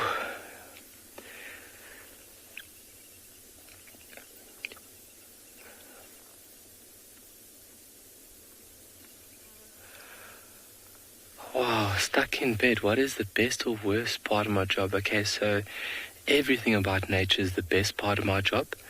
I don't think there is a worst part, to be honest. I really don't. Maybe... Oh, no, I can't say there's a worst part of our job. We are very lucky. Obviously, being out in the open all the time, we're very privileged and something that we really do hold dearly to us on a daily basis. Wow. I think the worst part is that I can't have everybody here personally with me, being able to see everybody's reaction. That might have to be the worst part. But I'm still very blessed that we're still able to share this with everybody, because it is something that we need to share. The wonders and spectacular complexity of nature is just so incredible.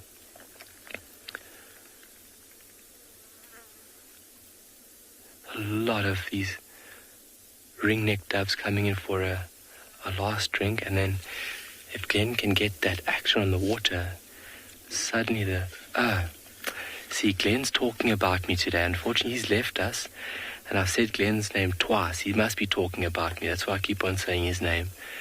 But there's a lot of action. If David can get the action on the water, a lot of eruption from aquatic insects have started to become very, very active. It almost looks like there's little raindrops hitting the water's surface, but those are from insects underneath, hitting the surface and breaking the surface of the water. There'll be mosquito larvae, it could be tadpoles, it could be dragonfly larvae. Incredible. But a beautiful sight that we have, the Coronaberg, obviously a nice different view for us, putting on its evening dress for us and showing us that the sun is obviously doing its job, has done its job. And we're just waiting out here for any last little surprises that we could share with you folks.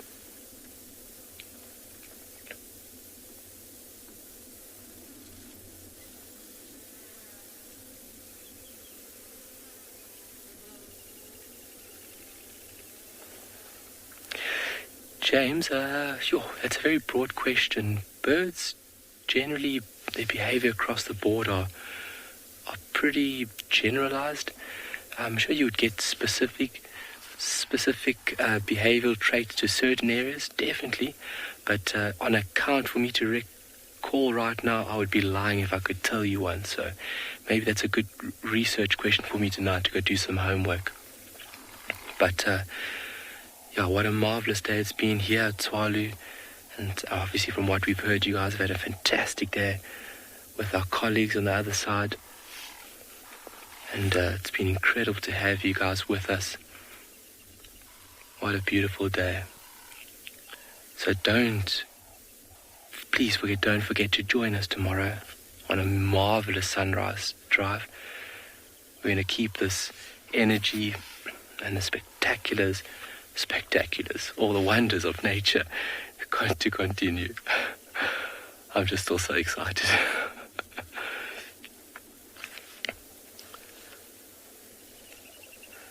Beautiful.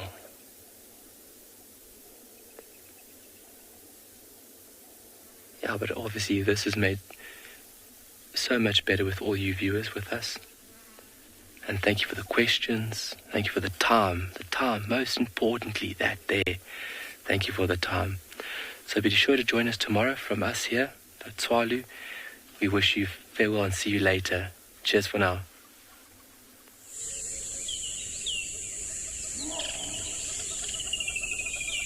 Africa is very special, and when you come down here, even when you're watching through our camera, the landscapes change from desert to bushveld to up in the Masai Mara where there's grassland. That means that the biodiversity changes.